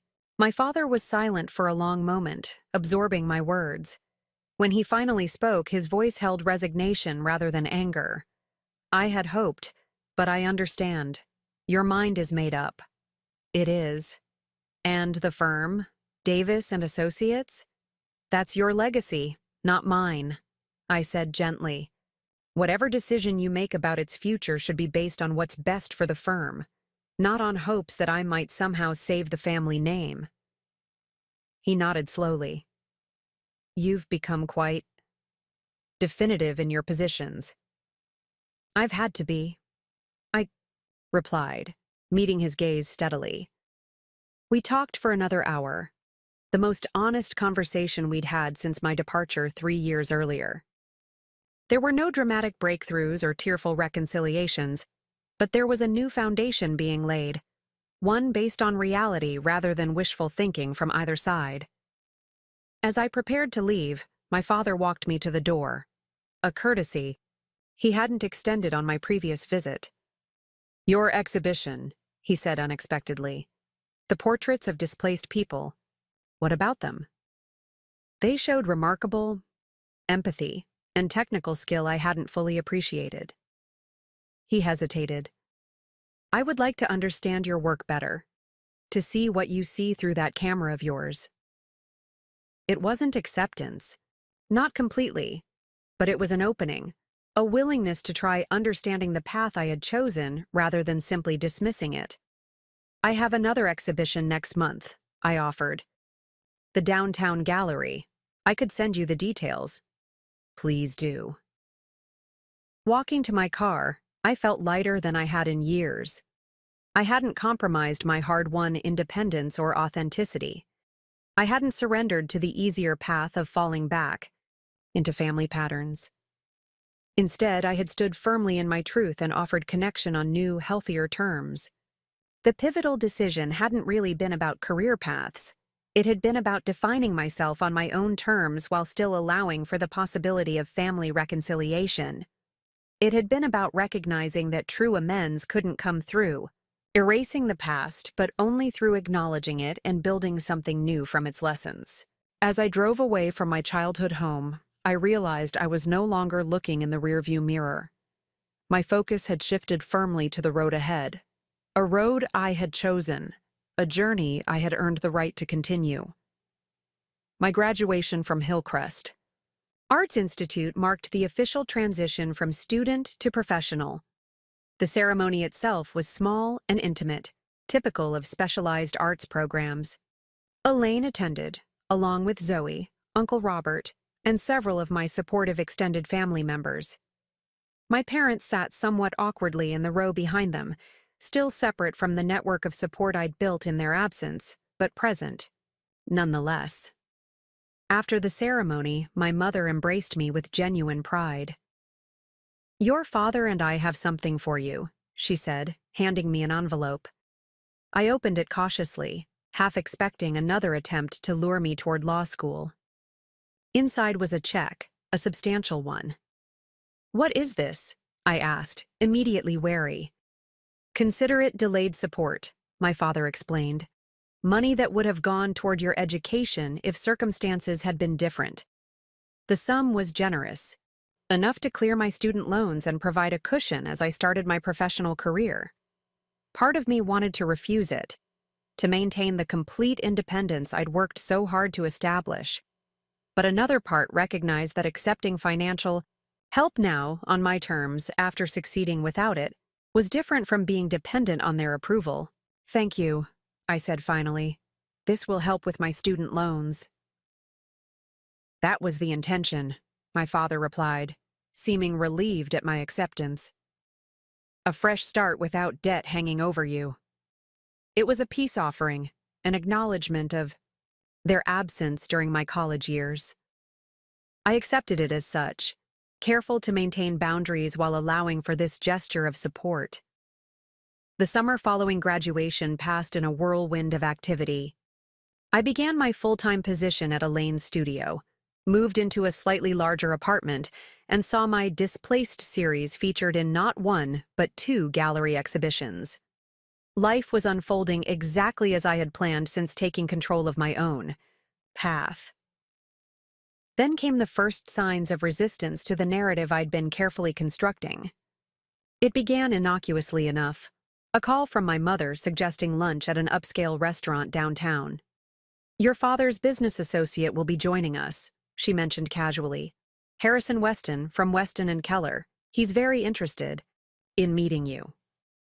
"Mom," I said carefully, "if this is another attempt to draw me into the legal world—" "Not at all," she assured me quickly. "Harrison is an avid art collector. I mentioned your upcoming exhibition and he expressed genuine interest." Skeptical but willing to give her the benefit of the doubt, I agreed to the lunch. Harrison Weston proved to be a charming man in his 60s, with an impressive knowledge of contemporary photography. He asked thoughtful questions about my work, mentioned several photographers whose style influenced my own, and seemed genuinely interested in my career. "Your mother tells me you have an exhibition opening next week," he said over dessert. "I'd be very interested in attending." "Of course," I replied, pleasantly surprised by his authentic engagement. "I can send you the details." "Excellent." He smiled warmly.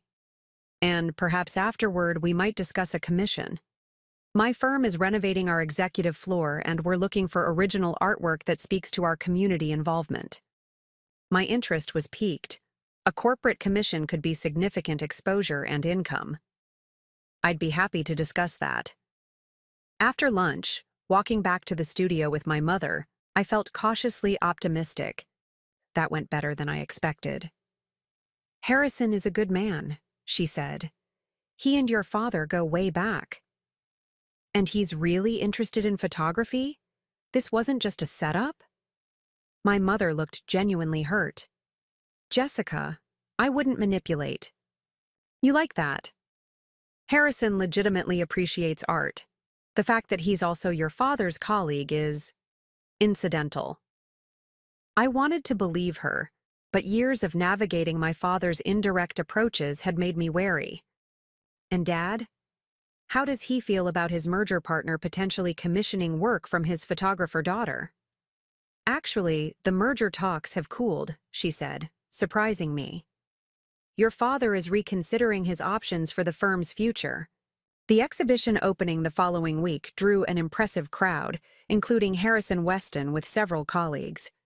True to his word, he expressed interest in commissioning a series for their firm's renovation. We arranged to meet the following week to discuss details. Uncle Robert, who attended the opening with his new girlfriend, pulled me aside with a note of caution. "Be careful with Weston, Jess. He's not just your father's business associate. He's his closest advisor right now." Mom said the merger was off. Not off, paused, and Harrison is right in the middle of those negotiations. He squeezed my shoulder gently. "Just make sure any commission is about your work, not about leveraging you in some business strategy." His warning lingered as I prepared for my meeting with Harrison. I arrived at his office determined to maintain professional clarity about any potential commission. Harrison welcomed me warmly, giving me a tour of the executive floor they planned to renovate. "We want something that reflects our commitment to the community," he explained. "Images that show the human impact of our pro bono work, perhaps." The project sounded legitimate and aligned with my documentary style. We discussed budget, timeline, and creative direction, all standard considerations for a professional commission. Then the conversation took an unexpected turn. "Your father speaks very highly of you, Jessica," Harrison mentioned as we returned to his office. "He's quite proud of your accomplishments." "That's relatively new," I acknowledged carefully. Harrison smiled sympathetically. "Richard can be challenging, brilliant legal mind, but sometimes lacking in emotional intelligence." I've known him for 30 years, seen him through many phases. I remained silent, uncertain where this was heading. He values legacy above almost everything, Harrison continued. The Davis name means a great deal to him. I'm aware. That's why this commission is particularly meaningful. A Davis contributing to Weston and Keller's new image, it's symbolically important. And there it was, the angle I'd suspected might exist. So this isn't just about my photography. Harrison waved a dismissive hand. Your work speaks for itself. I wouldn't have suggested this if I didn't genuinely admire your aesthetic. But I won't pretend there aren't additional considerations.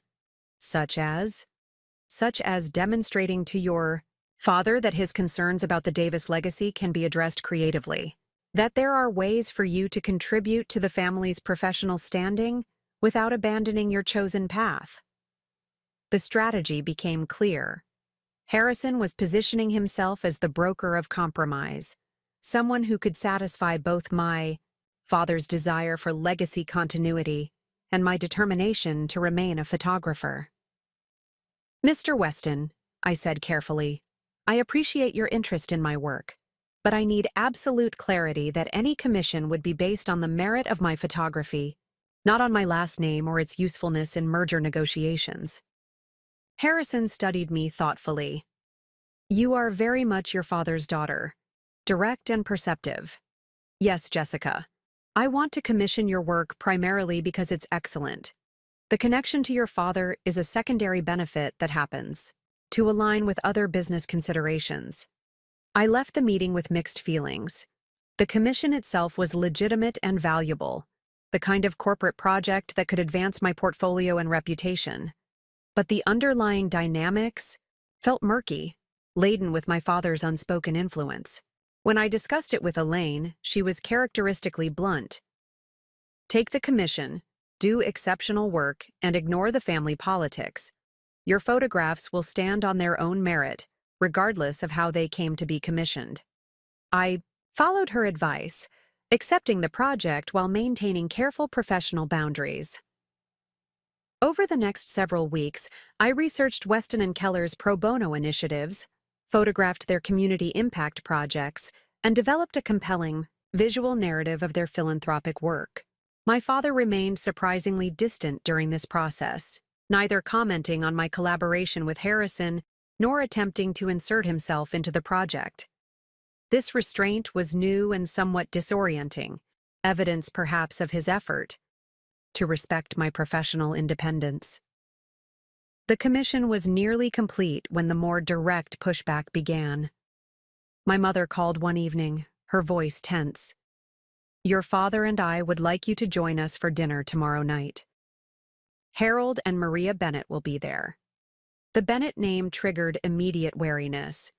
Harold Bennett was the managing partner of Bennett and Associates, the second largest law firm in the city, and Davis and Associates' main competitor. Why would you invite me to dinner with Dad's competitors? I asked suspiciously. Their daughter Victoria is graduating from law school next month. They're looking to commission official portraits and would like to see your work. I sighed, frustration mounting. Mom, I'm a documentary and fine art photographer, not a portrait studio photographer. There are dozens of photographers in the city who specialize in corporate headshots. This would be more artistic, she insisted. Something capturing Victoria's achievement after years of hard work. Harold specifically mentioned your Displaced series as having the emotional depth they're looking for. The situation felt increasingly contrived, too perfect a parallel to my own academic journey, too convenient that my father's business rival suddenly admired my work. What's really going on? I asked directly. This feels like another attempt to pull me into Dad's professional orbit. My mother's hesitation confirmed my suspicion. The Bennetts expressed interest in potential collaboration with your father's firm. Harold was quite impressed with Harrison's commission. So I'm being used as a business development tool, I concluded flatly. A way for Dad to show potential partners that the Davis legacy continues through his photographer daughter. That's not fair, Jessica. Your father is proud of your work. He's simply creating opportunities for you to showcase your talent to influential people. Opportunities I haven't asked for and don't need, I pointed out. I have a thriving career that I've built independently. I don't need to be paraded in front of Dad's business associates. Despite my reservations, I agreed to the dinner, determined to address the situation directly rather than avoiding it. The evening proved exactly as uncomfortable as I'd anticipated. Harold and Maria Bennett were polite, but clearly more interested in discussing potential business arrangements with my father than in my photography. Victoria, their daughter, seemed embarrassed by the transparent networking her parents were attempting. When Harold inevitably brought up the possibility of commissioning portraits, I was direct. Mr. Bennett, my schedule is currently full with existing commitments. However, I'd be happy to recommend several excellent portrait photographers who specialize in the type of images you're describing. My father's expression tightened almost imperceptibly. The familiar look of disappointment I'd grown up dreading, but had learned to withstand. Later that evening, after the Bennetts departed, the tension broke into open conflict.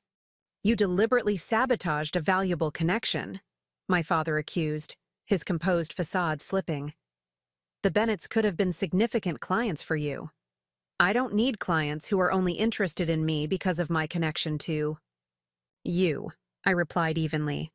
And I don't appreciate being used as a business development strategy without my consent. Is that what you think this is? His voice rose slightly. That I'm using you? What else would you call arranging meetings with business associates under the pretense of interest in my work, when the real agenda is exploring potential firm collaborations? My mother attempted to intervene. Jessica, your father is simply trying to help your career. My career is doing fine without this kind of help, I insisted. I've worked extremely hard to be recognized for my work, not for my family name. These arrangements undermine that effort.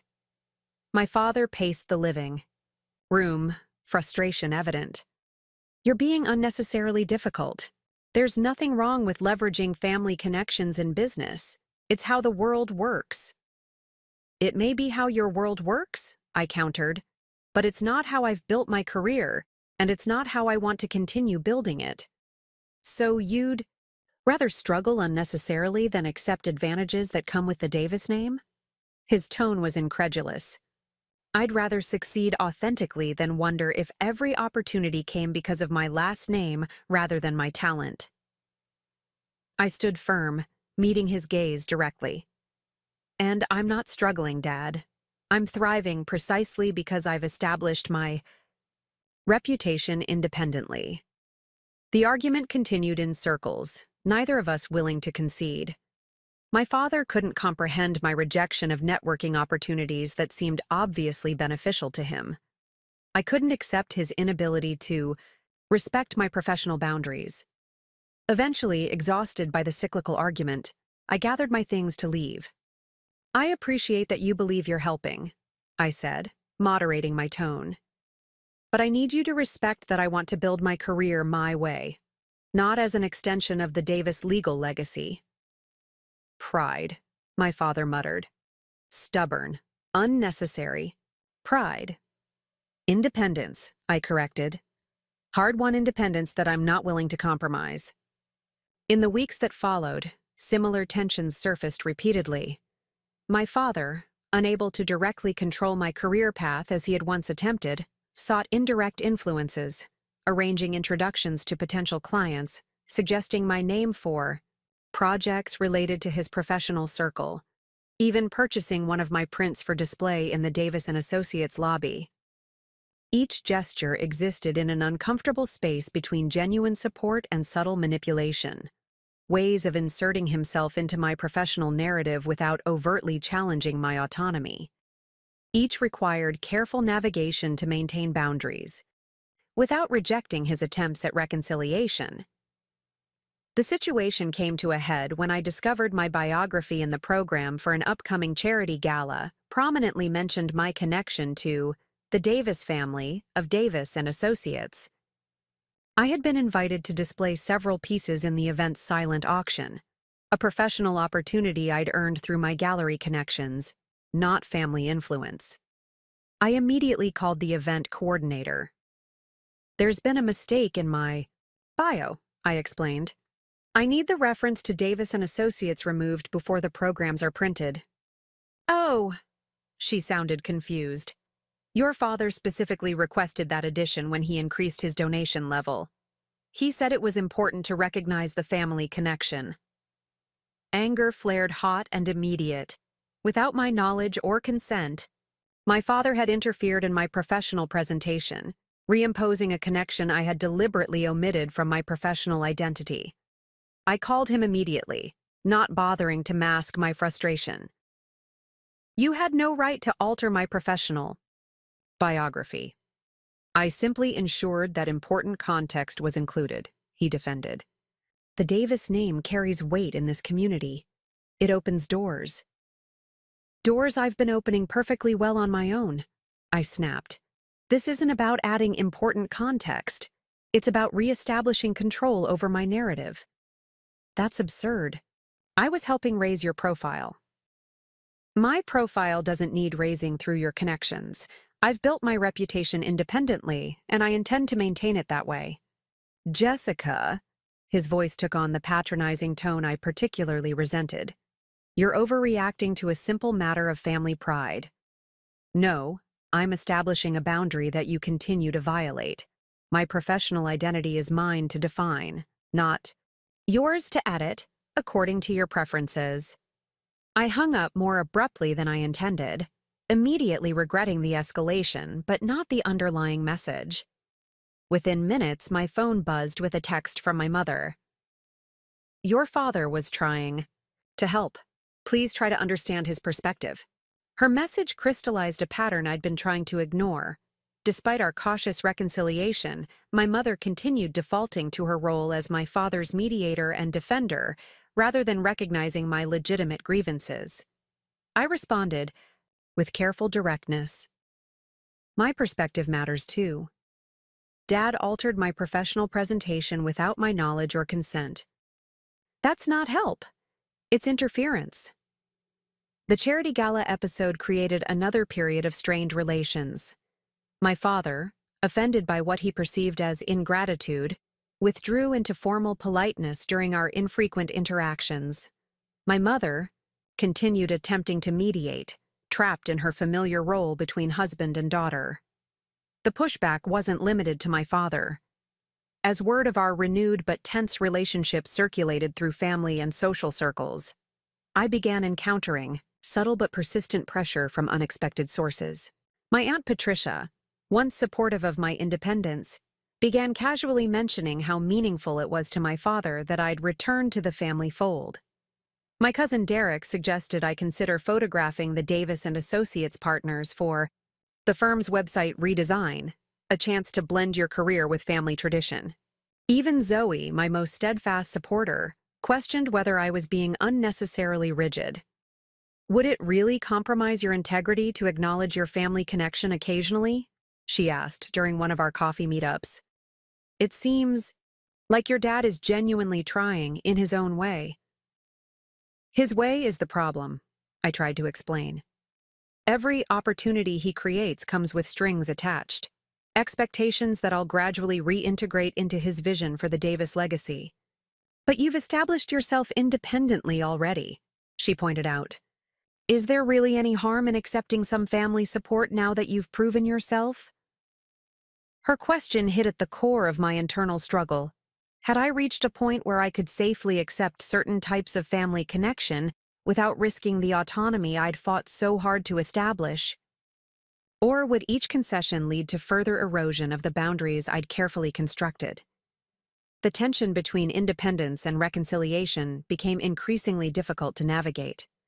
I wanted a relationship with my parents, one based on mutual respect rather than conditional approval.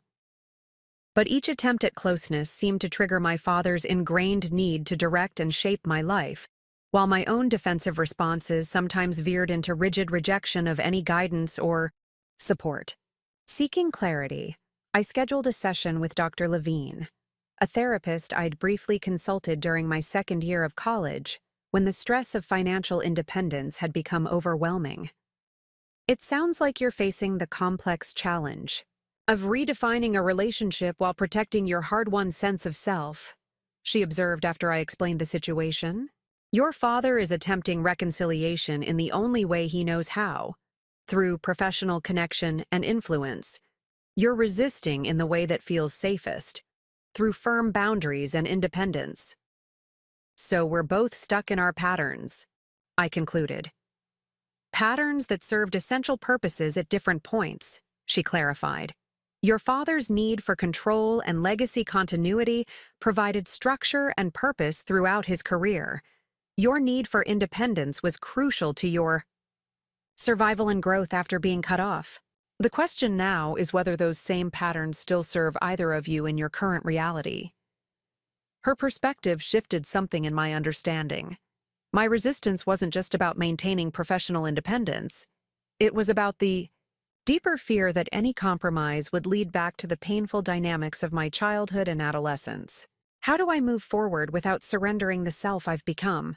I asked. "By recognizing that accepting connection doesn't necessarily mean sacrificing autonomy," she suggested. "Healthy relationships exist on a spectrum between complete independence and complete integration. The challenge is finding where on that spectrum you and your parents can meet in a way that respects everyone's needs and boundaries." In the weeks that followed, I reflected deeply on Dr. Levine's insights. I began to recognize that my categorical rejection of any family-related professional connection was partly a protective mechanism, a way of preventing my father from reclaiming influence in an area where I'd established myself without him. Simultaneously, I acknowledged that his attempts to create opportunities, while often misguided and boundary-crossing, contained elements of genuine desire to repair our relationship through the only pathway he truly understood: professional advancement and networking. This realization didn't excuse his behavior or negate my need for boundaries, but it created space for more nuanced navigation of our complex dynamic. Perhaps true independence wasn't about rejecting every connection to my family name, but about choosing which connections served my authentic path and which threatened to derail it. With this perspective, I approached my next interaction with my parents differently. When my mother called to invite me to their annual holiday party, an event I'd avoided since our estrangement, I accepted with clear parameters. "I'll come," I told her, "but I need you and Dad to understand something important. I'm attending as your daughter, not as a professional extension of the Davis legacy. I won't be discussing potential commissions or networking for business connections." "Of course, sweetheart," she agreed readily. "We just want you there as family." The party itself became an unexpected exercise in boundary maintenance. Several of my father's colleagues, aware of my growing reputation in photography, approached with thinly veiled business propositions. Each time, I politely redirected the conversation or excused myself. My father watched these interactions from across the room, his expression unreadable. Later, as guests began departing, he approached me on the terrace where I'd stepped out, for a moment of quiet. "You turned down at least 3 potential commissions tonight," he observed, joining me at the stone railing. I tensed, anticipating criticism. "I wasn't here for business development." To my surprise, he nodded slowly. "I'm beginning to understand that your resistance isn't just youthful rebellion or artistic temperament." "It never was," I said quietly. "No," he acknowledged. "It's about creating a life completely separate from my influence, proving that you can succeed without the advantages I tried to provide." The assessment was surprisingly insightful coming from him. "It's about authenticity," I clarified. "About knowing that whatever success I achieve comes from my own effort and talent, not from the Davis name." He was silent for a long moment, gazing out at the snow-covered garden. "You know," he finally said, "I never had that luxury. The Davis legacy was established before I was born, every achievement of mine came with the asterisk of family connection. It was a vulnerability I hadn't expected, a glimpse into how my father's own path had been shaped by the same forces he'd tried to impose on me. Maybe that's why I find your insistence on independence so challenging, he continued. You've done what I never could, created a wholly separate identity and success. The conversation didn't miraculously resolve our fundamental differences, but it opened a window into mutual understanding that had previously seemed impossible. For perhaps the first time, my father acknowledged my chosen path not as a rejection of family legacy, but as the creation of something authentically mine. As I drove home that night, I realized that the pushback and resistance I'd encountered weren't simply obstacles to overcome. They were necessary friction in the process of redefining my relationship with my parents. Each boundary I maintained, each difficult conversation we navigated, contributed to a slowly emerging new dynamic, one that might eventually accommodate both my independence and our connection as family. The path forward remained unclear and undoubtedly challenging, but I was no longer the frightened 18-year-old standing on the porch with garbage bags at her feet. Nor was I the defensively independent college student determined to succeed at any cost. I was becoming something more complex, a woman confident enough in her own identity to engage with her family without being defined by them.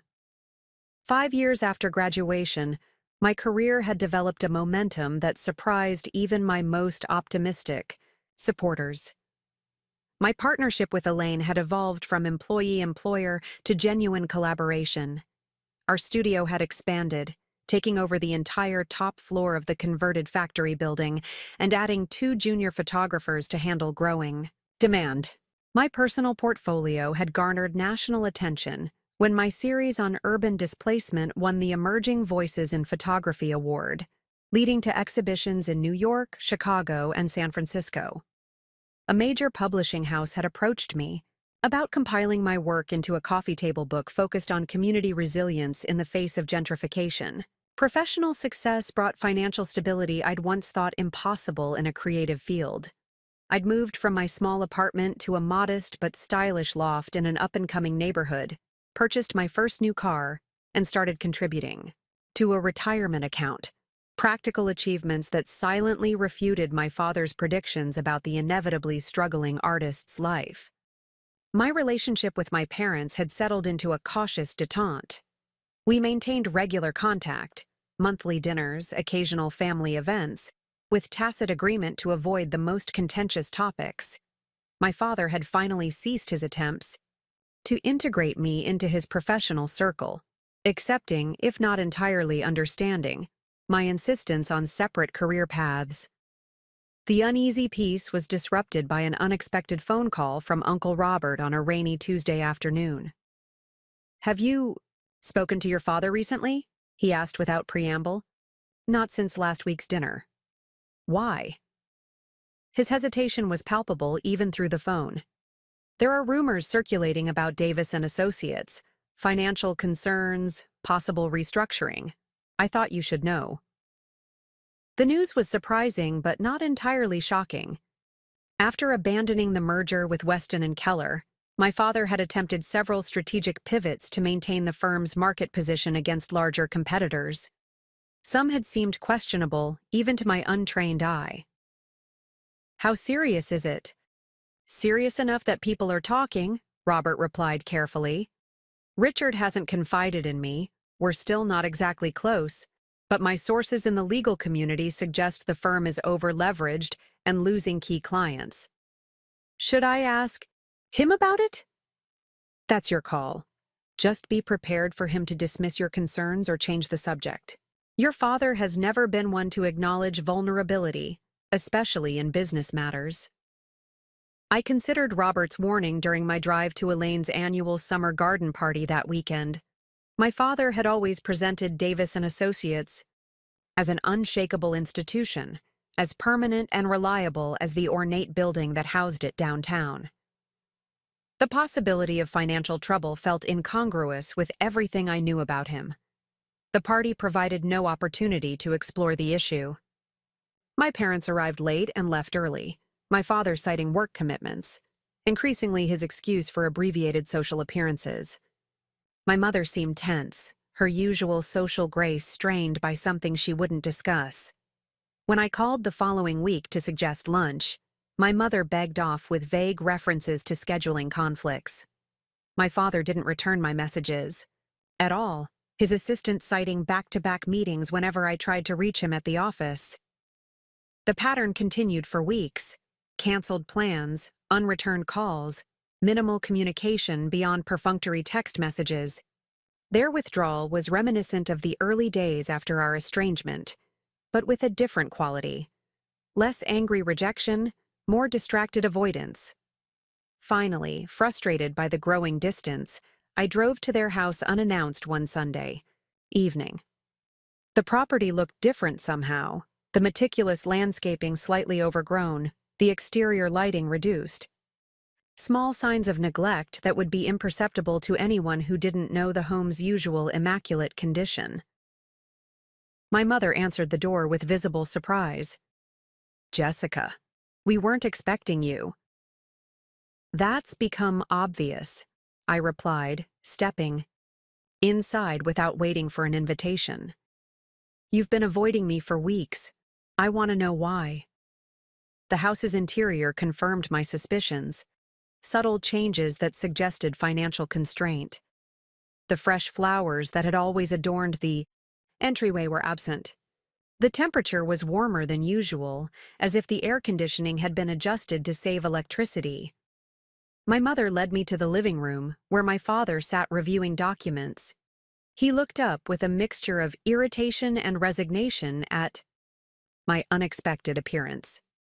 "Jessica, what brings you here unannounced?" "Concern," I answered honestly. "You've both been increasingly distant. Uncle Robert mentioned rumors about the firm. I wanted to check on you." My father's expression hardened at the mention of Robert. "Your uncle should be more careful about spreading gossip." "Is it just gossip?" I pressed. My parents exchanged glances, the silent communication of a long-married couple deciding how much to reveal. "The firm is navigating some challenges," my father finally admitted, his tone carefully measured. "Nothing unusual in today's legal market. Consolidation, client movement, competitive pressures." "And these usual challenges are why you've been canceling plans and avoiding my calls?" my mother intervened. "We didn't want to burden you with temporary business concerns. You have your own career to focus on." The irony wasn't lost on me. After years of trying to involve me in the family business, they were now explicitly excluding me from knowledge of its difficulties. "I'm not a child who needs sheltering from reality," I said firmly. "If something's wrong, I'd rather know than wonder why my parents have suddenly disappeared from my life again." My father set aside his papers with a sigh that revealed more fatigue than I'd ever seen him acknowledge. "Davis and Associates is undergoing significant restructuring. We've had to reduce staffing, consolidate practice areas, and pursue refinancing options." "How bad is it?" "Manageable," he insisted, but the slight hesitation before his answer spoke volumes. "We've weathered market fluctuations before." "This seems like more than a fluctuation if it's affecting your personal lives," I observed, gesturing to the subtle signs of economizing around us. My mother looked uncomfortable. "We've made some temporary lifestyle adjustments, nothing serious." "We're fine, Jessica," my father added with finality. "I appreciate your concern, but this isn't something you need to involve yourself in." The dismissal was familiar, my father's default when feeling vulnerable. Rather than pushing further, I shifted the conversation to neutral topics, noting the relief in both their expressions as we moved away from financial matters. Later, as I was leaving, my mother walked me to the door. "Your father doesn't want you to worry," she said quietly. "He's working very hard to resolve the situation." "And you? How are you handling everything?" Her smile was strained. "I'm supporting him as best I can. It's been Difficult to see him struggle with the firm after all these years of success.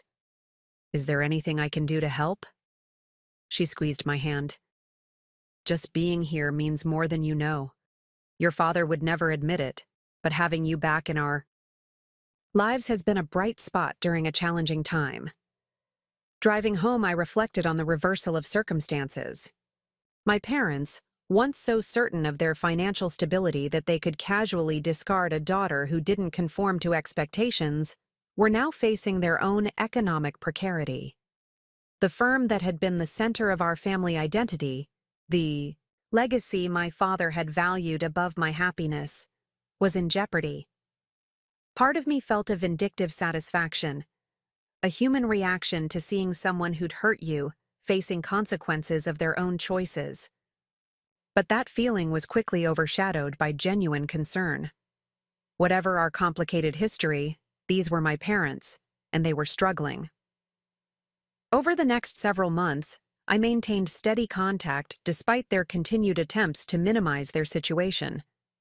I invited them to dinner more frequently, choosing modestly priced restaurants and sometimes cooking at my loft instead.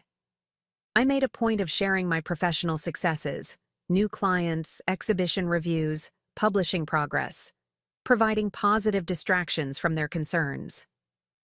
My father never directly acknowledged the firm's increasing difficulties, but the signs became impossible to ignore. Davis & Associates reduced its office space by half, consolidating onto 3 floors of the building they had once fully occupied. The annual holiday party, traditionally an extravagant showcase of the firm's prosperity, was replaced by a subdued luncheon.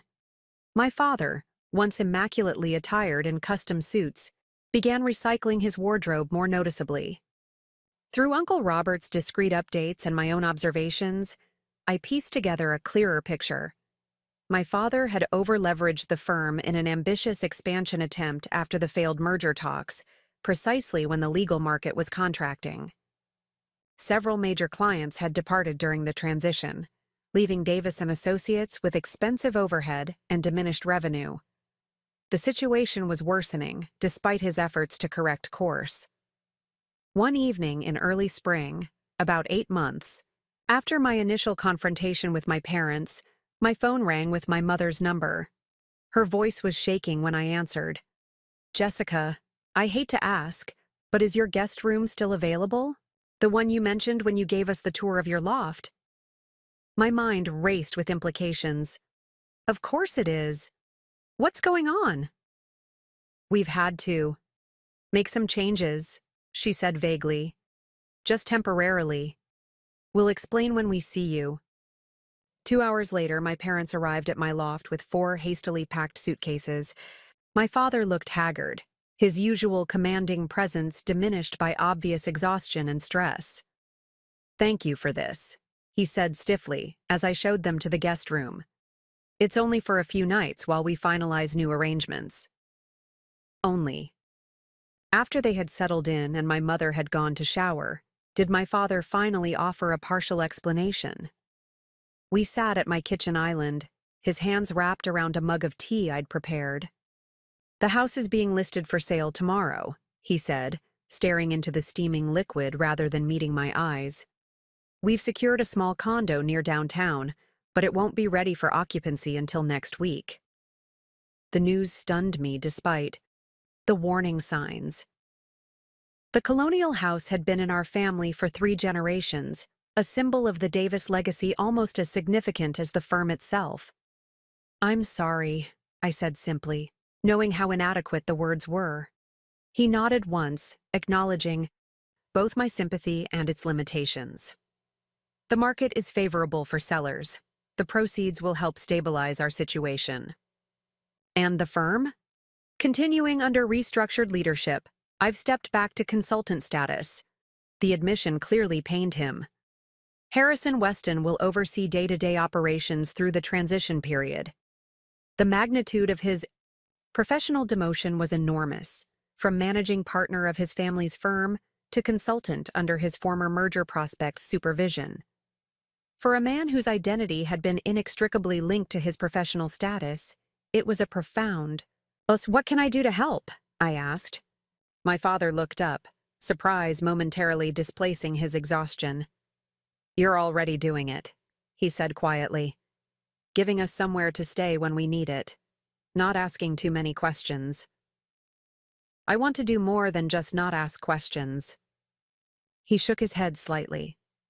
"This isn't your burden to carry, Jessica. Your mother and I will manage."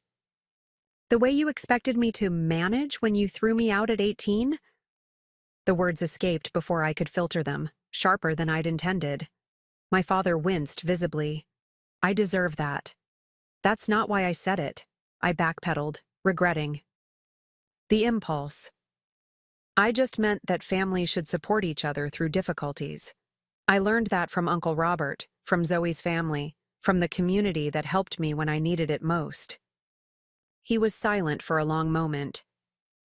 "I failed you then," he finally acknowledged, completely and inexcusably. "And now, by some twist of fate or cosmic justice, you have the opportunity to succeed where I failed." The conversation marked a turning point in our relationship. My parents stayed in my guest room not for a few days, but for nearly 3 weeks as complications with their condo purchase emerged. That forced proximity created a new dynamic, one where I was the stable provider, and they were dependent on my hospitality. My father struggled visibly with this role reversal. His ingrained need for control clashed with his position as a guest in his daughter's home. Simple domestic decisions, what to have for dinner, which television program to watch, became exercises, in restraint as he fought his natural tendency to dictate terms. My mother adapted more gracefully, finding ways to contribute without overstepping. She cooked elaborate meals when I worked late, organized my chaotic bookshelves with my permission, and generally tried to add value without imposing her presence. Their extended stay coincided with intensive work on my upcoming book. Often, I would be editing photographs or writing captions late into the evening, spread across my dining table with images and notes surrounding me. My father would sometimes sit silently nearby, watching my process with an expression I couldn't quite interpret. One night, as I deliberated between 2 nearly identical shots of an elderly woman on her porch, he offered an unexpected opinion. "The one on the left," he said quietly. Her eyes connect more directly with the viewer. I glanced up, surprised by both his input and its accuracy. "You're right. That's the better choice." He nodded, a ghost of a smile crossing his face. "I may not understand the artistic world you inhabit, but I've spent a career reading faces, discerning intentions, connecting with juries. Some skills translate across disciplines." That small moment of genuine connection, his acknowledgement of my expertise paired with humble offering of his own, created space for others. Gradually, my father began asking thoughtful questions about my projects, offering observations without judgment, and occasionally sharing relevant experiences from his legal career. When they finally moved into their condo, a modest 2-bedroom unit in a building populated primarily by young professionals, I helped transport their remaining belongings from temporary storage. The contrast between this sleek, impersonal space and the character-filled colonial home they'd lost was stark. "It's only temporary," my mother assured me as we unpacked kitchen essentials, "until we stabilize financially." I nodded, not contradicting her optimism, but noting my father's silence on the matter. He seemed to understand, as I did, that their previous lifestyle was likely gone for good. The Davis and Associates of his generation was fundamentally changing, and with it, the financial foundation that had supported their affluent existence. In the months that followed, I maintained steady contact with my parents, inviting them regularly to my loft for meals, attending small gatherings at their condo, establishing a new normal that acknowledged their changed circumstances without dwelling on them. My father never directly discussed the firm's continuing challenges, but news reached me through professional channels. Additional partner departures, practice areas discontinued, long-term lease obligations renegotiated. The Davis legacy he had fought so hard to preserve was being systematically dismantled by financial necessity. Throughout this period, my own career continued its upward trajectory. The publication of my book generated significant media attention, including a feature in a prominent national photography magazine.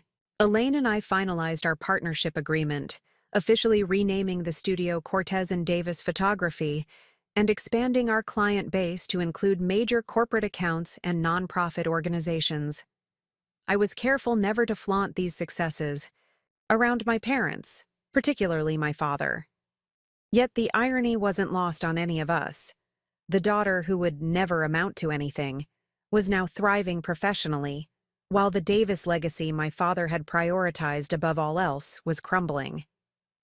The situation came into sharp focus during a dinner at my loft, celebrating the one-year anniversary of my book's publication. My parents attended along with Uncle Robert, Zoe, Elaine, and several other close friends who had supported my journey.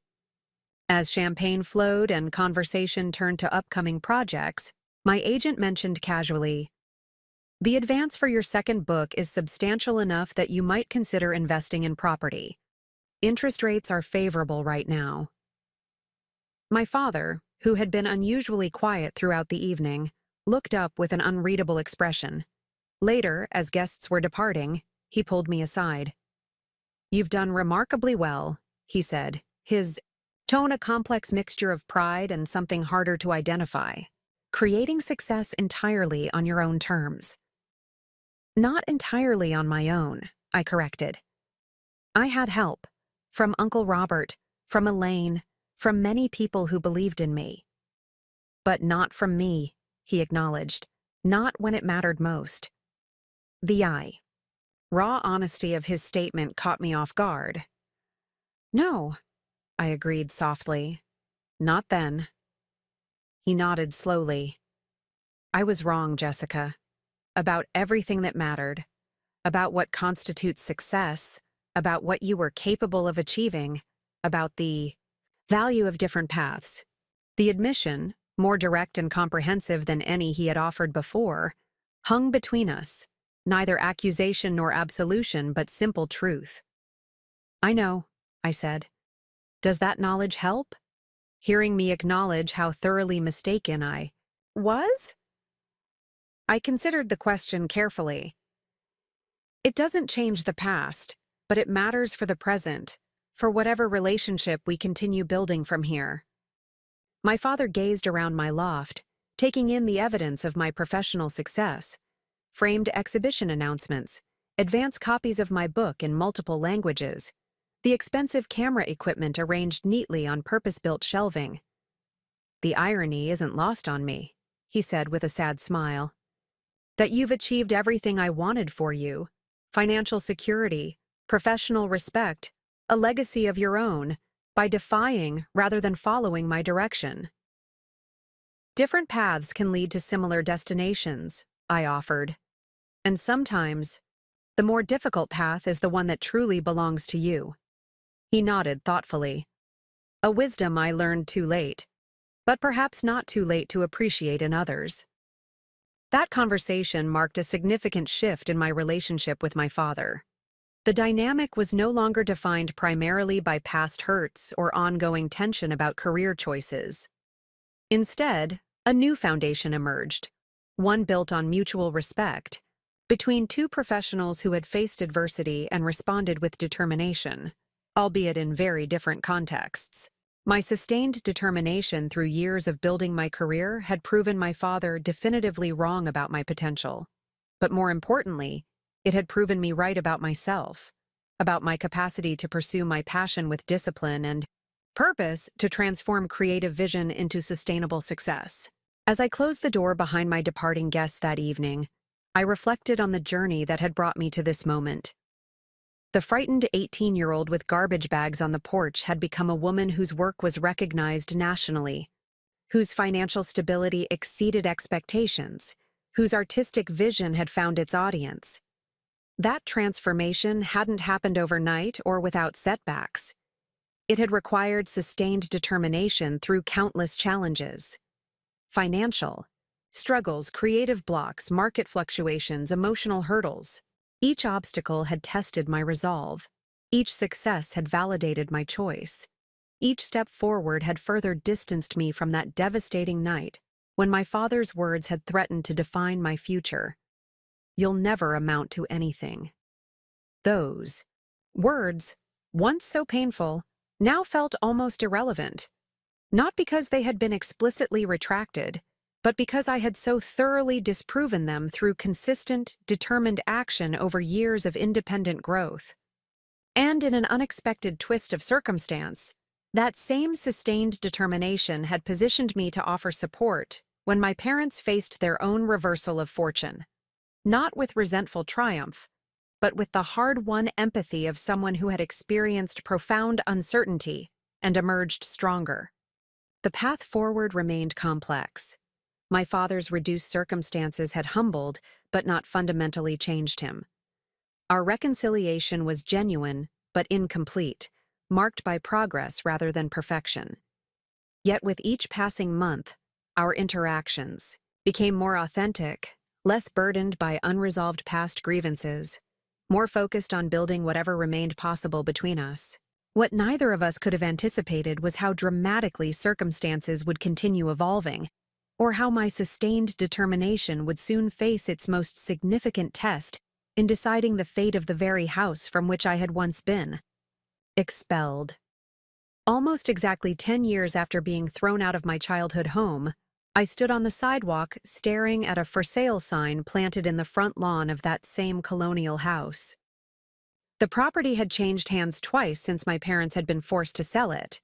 First purchased by a real estate investor who had made cosmetic upgrades, then by a corporate executive who had been transferred unexpectedly before making significant changes. Now it was on the market again, this time with an ominous addition to the sign: foreclosure. I had discovered the listing purely by chance. While researching locations for an upcoming photo series on changing neighborhood demographics, I had stumbled across the property on a real estate website. The coincidence felt almost too perfect to be real, as if the universe had orchestrated an opportunity too symbolic to ignore. My first instinct was to call Zoe, who had remained my closest confidant through every phase of my journey. "You're not seriously considering buying it, are you?" she asked after I explained the situation. "I don't know," I admitted. "It's financially feasible now.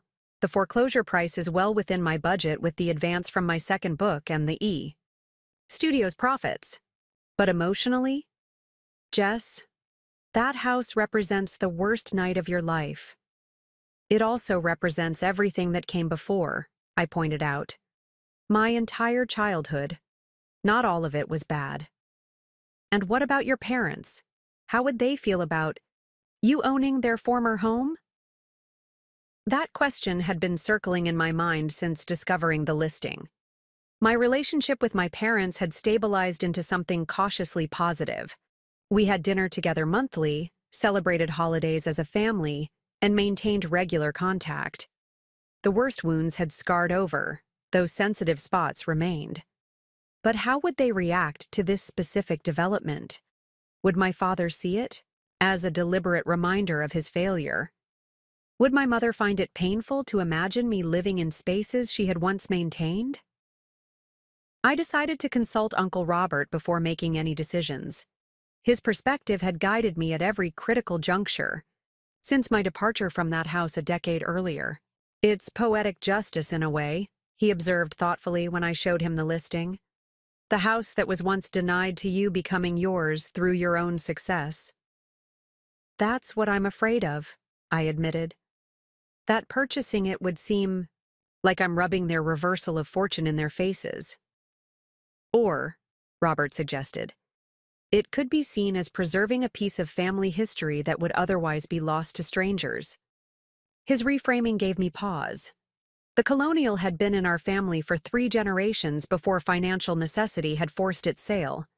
Despite everything that had happened there, including my expulsion, it remained part of the Davis legacy. I need to talk to them, I decided, directly and honestly. The conversation wasn't easy to initiate. I invited my parents to dinner at my loft, preparing my mother's favorite meal to soften what might be a difficult discussion. After dessert, As we lingered over coffee, I finally broached the subject. "I've come across something unexpected," I began carefully.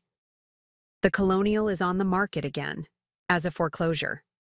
My mother's eyes widened. "Already? The Hendersons just purchased it last year. Apparently, he lost his position at Camden Industries. They're facing financial difficulties." My father's expression remained carefully neutral.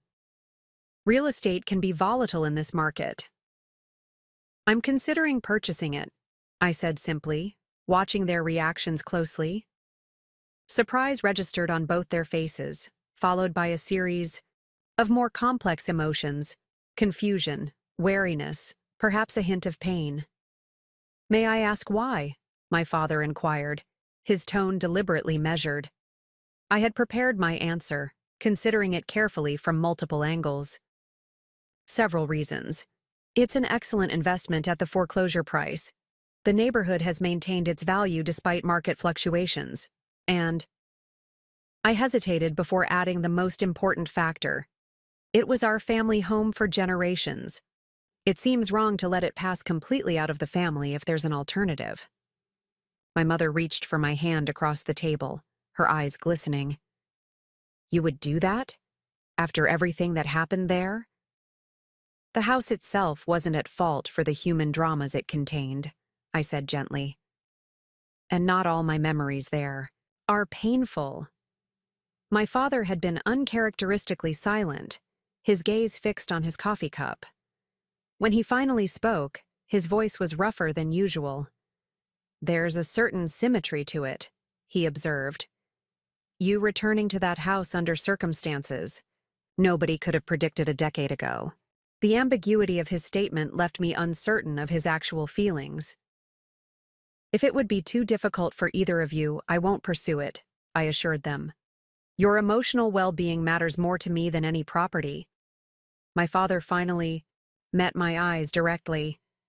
"Jessica, you don't need our permission or approval. That's been the lesson of these past 10 years, hasn't it? That you determine your own path, regardless of our opinions." "Yes," I acknowledged. "But that doesn't mean I'm indifferent to how my choices affect you. We've worked too hard to rebuild our relationship. I won't jeopardize that for a house, no matter its symbolic value." My mother squeezed my hand. "It's thoughtful of you to consider us, sweetheart. But your father is right. This decision should be yours alone." "Not entirely alone," my father amended unexpectedly. "If you do purchase it, I have something that should return to the house." He reached for his wallet, removing a small key. The key to the library cabinet that contains the family documents: birth certificates, photographs, historical records dating back to your great-grandfather. When we sold the house, I couldn't bear to leave those behind. He placed the key on the table between us, a symbol of continuity, of heritage passed forward rather than denied. The gesture contained an implicit blessing more meaningful than explicit permission could have been. 2 weeks later, after inspection, financing approval, and negotiations with the bank, I signed the closing documents that transferred ownership of the Colonial House to my name. The symmetry my father had noted felt even more profound as I stood on the porch with the new keys, now not as a discarded daughter with garbage bags, but as the rightful owner of a property my own success had enabled me to purchase. Walking through the empty rooms, familiar in structure but stripped of the furnishings I remembered, evoked a strange mixture of emotions. In the entryway where the family portrait had crashed to the floor a decade earlier, I placed my first new acquisition, a black and white photograph I had taken of my parents at my book launch, their faces reflecting pride and a touch of wonder as they examined the publication. The kitchen where I had prepared countless meals alongside my mother would need significant updating. The last owners had made only cosmetic changes to its dated features. The formal dining room where my father had lectured me about responsibility and tradition would become my home office, filled with photography books and editing equipment. And the bedroom that had been mine throughout childhood and adolescence? I hadn't yet decided how to repurpose that space, perhaps as a guest room, perhaps as something else entirely. The decision could wait until the more essential renovations were complete. The irony of my situation wasn't lost on me. 10 years earlier, I had been forcibly expelled from this house for choosing a path my father deemed unworthy. Now I was returning as the sole owner, my impractical career choice having provided the financial means to reclaim a property my father's practical legal career had ultimately been unable to maintain.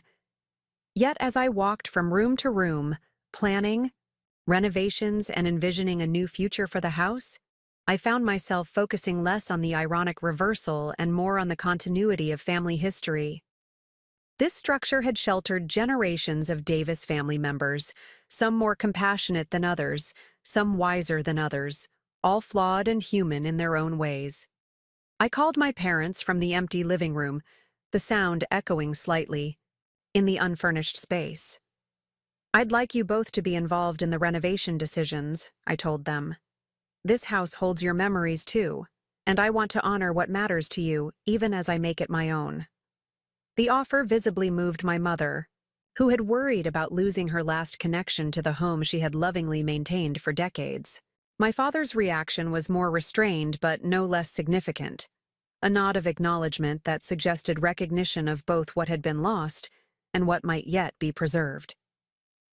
3 days after closing, I invited them to tour the property, soliciting their input on which original features should be maintained and which could be modernized. As we walked through the rooms together, the dynamic between us continued its gradual transformation, not erasing the past, but building something new atop its complicated foundation. In the backyard, standing beneath the oak tree that had shaded family gatherings for generations, my father made an observation that captured the essence of our journey. "There's a lesson here," he said quietly, "about the difference between houses and homes. When I thought this house defined us, defined me as successful, defined our family as established, I was willing to sacrifice actual family connections to maintain it. Now that it's gone and returned in a completely different way, I understand what should have been obvious all along." "What's that?" I asked. "That buildings are replaceable. Legal careers are replaceable. Even fortunes can be lost and rebuilt. But family relationships, once damaged, require extraordinary effort to repair, and some never fully heal." He gazed up at the second-floor windows, where my childhood bedroom overlooked the yard. "I'm fortunate that despite my worst mistakes, you found your way back to us, differently than I imagined, more successfully than I predicted, but undeniably and authentically yourself." As renovations began, transforming the Colonial's traditional interiors into spaces that reflected my contemporary aesthetic while preserving key historical elements, the property became a physical manifestation of reconciliation. Not perfect or complete, but genuine and evolving. The formal parlor where my father had once hosted colleagues became a gallery space showcasing both my work and pieces by emerging artists I admired. The kitchen was expanded and modernized, designed for entertaining in a more relaxed style than my parents had preferred. The library, however, remained largely unchanged, its built-in shelving now housing my photography books alongside the family documents my father had preserved. 6 months after purchase, renovations complete enough for comfortable occupancy, I hosted a housewarming gathering that symbolically bridged past and present. My parents attended, as did Uncle Robert, Zoe and her husband, Elaine and her partner, and newer friends from my professional circle. As glasses were raised in the dining room that now featured an exhibition-quality lighting system alongside the original crown molding, I offered a toast that acknowledged the complex journey that had brought us all to that moment. "To second chances," I said simply. "For houses, for relationships, for dreams that survive despite obstacles." My father, standing by the fireplace that had witnessed both painful arguments and meaningful reconciliations, added his own quiet amendment, and to the wisdom to recognize them when they appear. The Colonial House, once a symbol of rejection and conditional love, had transformed into something entirely different, a testament to perseverance, to success achieved on one's own terms, and to the possibility of healing even the deepest family wounds. The foreclosure sign that had caught my attention that day had heralded more than a real estate opportunity. It had marked the final resolution of a decade-long journey from devastated teenager to accomplished professional, from rejected daughter to independent woman capable of offering genuine forgiveness without surrendering her hard-won autonomy. As my guests circulated through rooms that blended Davis family history with my distinct artistic vision, the house seemed to settle comfortably into its new identity, no longer primarily a symbol of status or tradition, but a home where authenticity was valued above conformity and where reconciliation coexisted with honest acknowledgement of past harms. The karmic cycle had completed itself in ways none of us could have anticipated on that rainy graduation night when my belongings sat in garbage bags on the porch. The words that had once threatened to define my future, "You'll never amount to anything," had been answered not with reciprocal cruelty, but with demonstrable success and measured grace. In reclaiming the physical space from which I had been expelled, I had also reclaimed the narrative of my own potential, not as defined by my father's limited vision or by reactive defiance of his expectations, but as authored authentically by the woman I had become through both struggle and achievement. Living in the renovated Colonial brought unexpected changes to both my personal and professional life. The generous space allowed me to create a small home studio where I could work on personal projects without traveling to the downtown location. I shared with Elaine. The mature gardens that had once been my mother's pride became the backdrop for intimate portrait sessions with local clients. But the most significant transformation wasn't in the physical space or my work habits. It was in my relationship with myself and my family history. One rainy evening, almost a year after purchasing the house, I found myself in the library examining the family documents my father had preserved. Among the formal records and photographs, I discovered a small leather journal I'd never seen before. The first page bore my grandmother Elizabeth Davis's name and the date 1945. Curled in the window seat that overlooked the back garden, I began reading my grandmother's private thoughts, recorded when she was just 19, about my age when I'd been forced to leave this very house. Her words revealed a young woman with artistic aspirations and a passion for design, who had reluctantly set aside her creative ambitions to marry into the Davis family and assume the role of lawyer's wife. "Father says a serious career in design is impractical for a woman of my standing," she wrote. "He believes the Davis name and security should be enough to satisfy any reasonable ambition." Perhaps he is right, though my heart protests this conclusion. The parallels to my own experience were striking.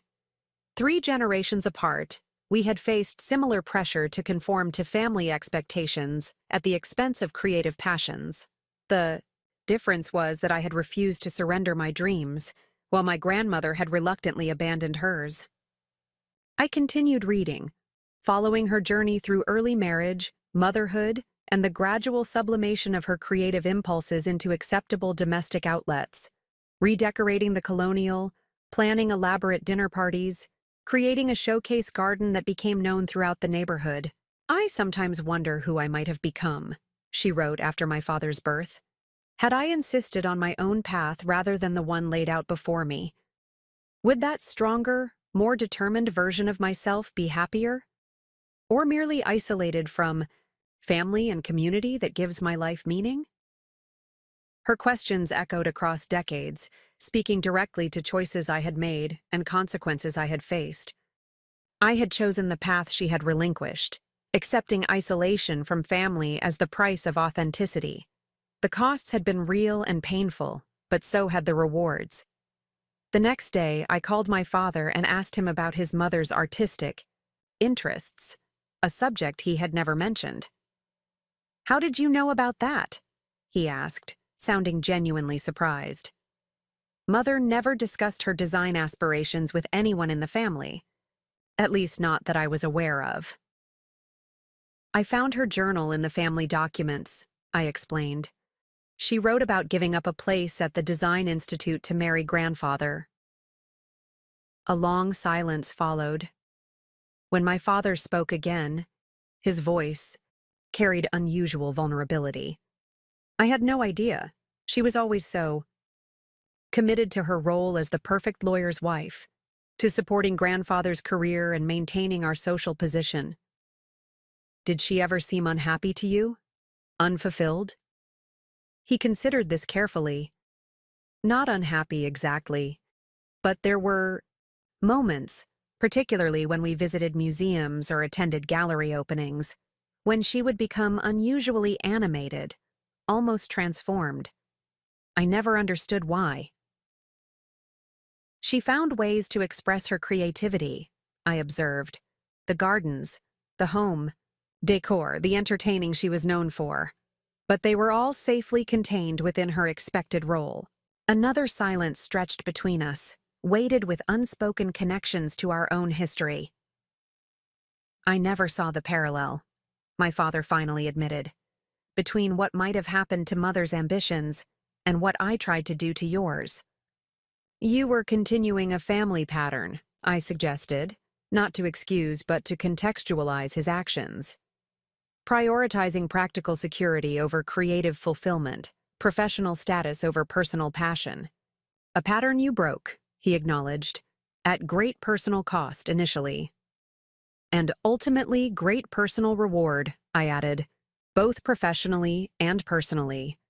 That conversation led to others, gradual explorations of family history that revealed how deeply the tension between security and authenticity had shaped the Davis legacy across generations. My father began sharing memories and perspectives he had never articulated before, developing a more nuanced understanding of his own parents and the values they had instilled in him. Inspired by my grandmother's unrealized ambitions, I started a new photographic series documenting older women who had either abandoned or fulfilled creative aspirations in their youth. The project, titled The Roads Chosen, featured stark black and white portraits, paired with brief narratives about pivotal life decisions. My grandmother's journal became the centerpiece of the exhibition when it opened at a prestigious gallery downtown. Her words, enlarged on the gallery wall alongside her wedding portrait, provided context for the contemporary women whose faces and stories surrounded her. Perhaps someday, a daughter's daughter will choose differently, will find the courage to insist on her own vision of a meaningful life, whatever the consequences. I hope this unknown descendant will forgive those of us who accepted limitations she might reject, understanding that each generation can only expand possibilities within the horizon they can glimpse. The night of the opening, my parents stood before this installation, my mother wiping away tears, my father unusually silent. Later, as the crowd thinned, he approached me with an expression I hadn't seen before, a mixture of sadness and pride, regret and acceptance. "You are the daughter's daughter," she imagined, he said quietly, "the one who chose differently, who insisted on her own vision despite everything, despite me." I couldn't have known about her hopes, I replied. But perhaps some part of me was carrying them forward anyway. Legacy isn't always what we think it is, my father observed. I spent decades believing I was preserving the Davis name through the firm, through professional prestige. But perhaps the true family legacy was waiting for someone brave enough to reclaim those abandoned creative aspirations. In the months that followed the exhibition, which received national attention and critical acclaim, I found myself embracing the Colonial House not just as a reclaimed space, but as the stage for a new kind of family story, one that honored both tradition and transformation, continuity and change. I invited my parents for Sunday dinners in the dining room where tense family meals had once unfolded. My mother gradually reclaimed her favorite spots in the garden, adding her touch to beds I had maintained but never fully understood. My father, retired now and exploring long-neglected interests in history and literature, spent hours in the library he had once used primarily for client meetings. The house that had witnessed my rejection now hosted regular gatherings of an expanded family circle: Uncle Robert and his partner, cousins who had supported me during difficult years, Zoe and her growing family, Elaine and our professional colleagues. The formal spaces designed for impression management relaxed into areas for authentic connection. On my 30th birthday, exactly 12 years after being thrown out with garbage bags at my feet, I hosted a garden party that symbolized the full circle of my journey. Under the century-old oak tree, surrounded by people who had supported me at various stages, I announced the creation of the Elizabeth Davis Foundation for Young Artists, a nonprofit organization providing grants to creative young people facing family opposition or financial obstacles. This foundation honors both where we come from and where we might go, I explained to the gathered guests. It acknowledges that meaningful legacies aren't always the ones we plan, and that sometimes our greatest contributions come through breaking patterns rather than preserving them. My father approached me afterward, visibly moved. "Your grandmother would have been extraordinarily proud," he said. "As am I, though I have no right to that pride given how our journey began." "The beginning doesn't determine the whole story," I replied, thinking of how far we had traveled from that rainy graduation night. "It's the middle chapters, the ones filled with hard choices and unexpected turns, that shape the ending." Later that evening, as the celebration continued around me, I stepped away briefly to the front porch. Standing in the exact spot where I had once waited with my hastily packed belongings, I allowed myself to fully appreciate the symmetry of my return. The words that had launched me on this journey, "You'll never amount to anything," had long since lost their power to wound. They had been thoroughly disproven by consistent achievement, by professional recognition, by financial security earned through creativity rather than conformity. But the true transformation wasn't measured in external markers of success.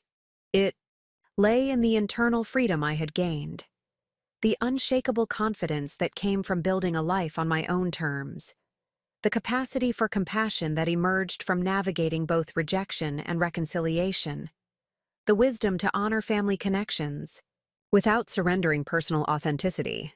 As I rejoined my guests in the backyard, moving easily between my parents and my chosen family of friends and colleagues, I recognized that the renewal this house represented wasn't about erasing painful history or claiming vindication. It was about creating space for a new story to unfold, one that acknowledged the past without being limited by it, that incorporated painful chapters alongside moments of grace and growth. The colonial house that had once represented rigid tradition and conditional belonging had transformed, under my ownership, into something more complex and ultimately more meaningful. A place where creativity flourished alongside respect for heritage, where reconciliation coexisted with remembered hurt, where the Davis legacy continued in forms no one could have predicted when I was expelled from these same rooms a dozen years earlier. That legacy now included not just legal prestige and social standing, but artistic achievement, cultural contribution, and the courage to choose authenticity over conformity. It encompassed both the traditional values my father had championed and the creative passions my grandmother had reluctantly set aside. A fuller, more nuanced inheritance than either of them had imagined possible. In reclaiming the house, I had not only transformed a physical space, but expanded the very definition of what it meant to be a Davis, to succeed, to belong, to contribute something meaningful to the world. The circle that had begun with rejection had closed with reconciliation, not by erasing differences but by creating room for them within a larger, more generous understanding of family and legacy. The abandoned 18-year-old with garbage bags at her feet could never have imagined this outcome. But the photographer, businesswoman, and foundation director hosting her 30th birthday celebration understood that meaningful transformations rarely follow predictable paths, and that the most profound renewals often begin with painful endings. As the evening concluded and guests departed, I found myself alone in the entryway where a family portrait had once shattered. In its place, hung a new photograph, one I had taken at last year's holiday gathering. It showed 3 generations of extended Davis family, imperfectly reconciled but genuinely connected, arranged not by hierarchy, but by natural affinity, their faces reflecting not studied formality, but authentic engagement with one another. It was, I thought, the most honest family portrait the Colonial House had ever displayed, and the most hopeful. Up next, you've got 2 more standout stories right on your screen. If this one hit the mark, you won't want to pass these up. Just click and check them out, and don't forget to subscribe and turn on the notification bell so you don't miss any upload from us.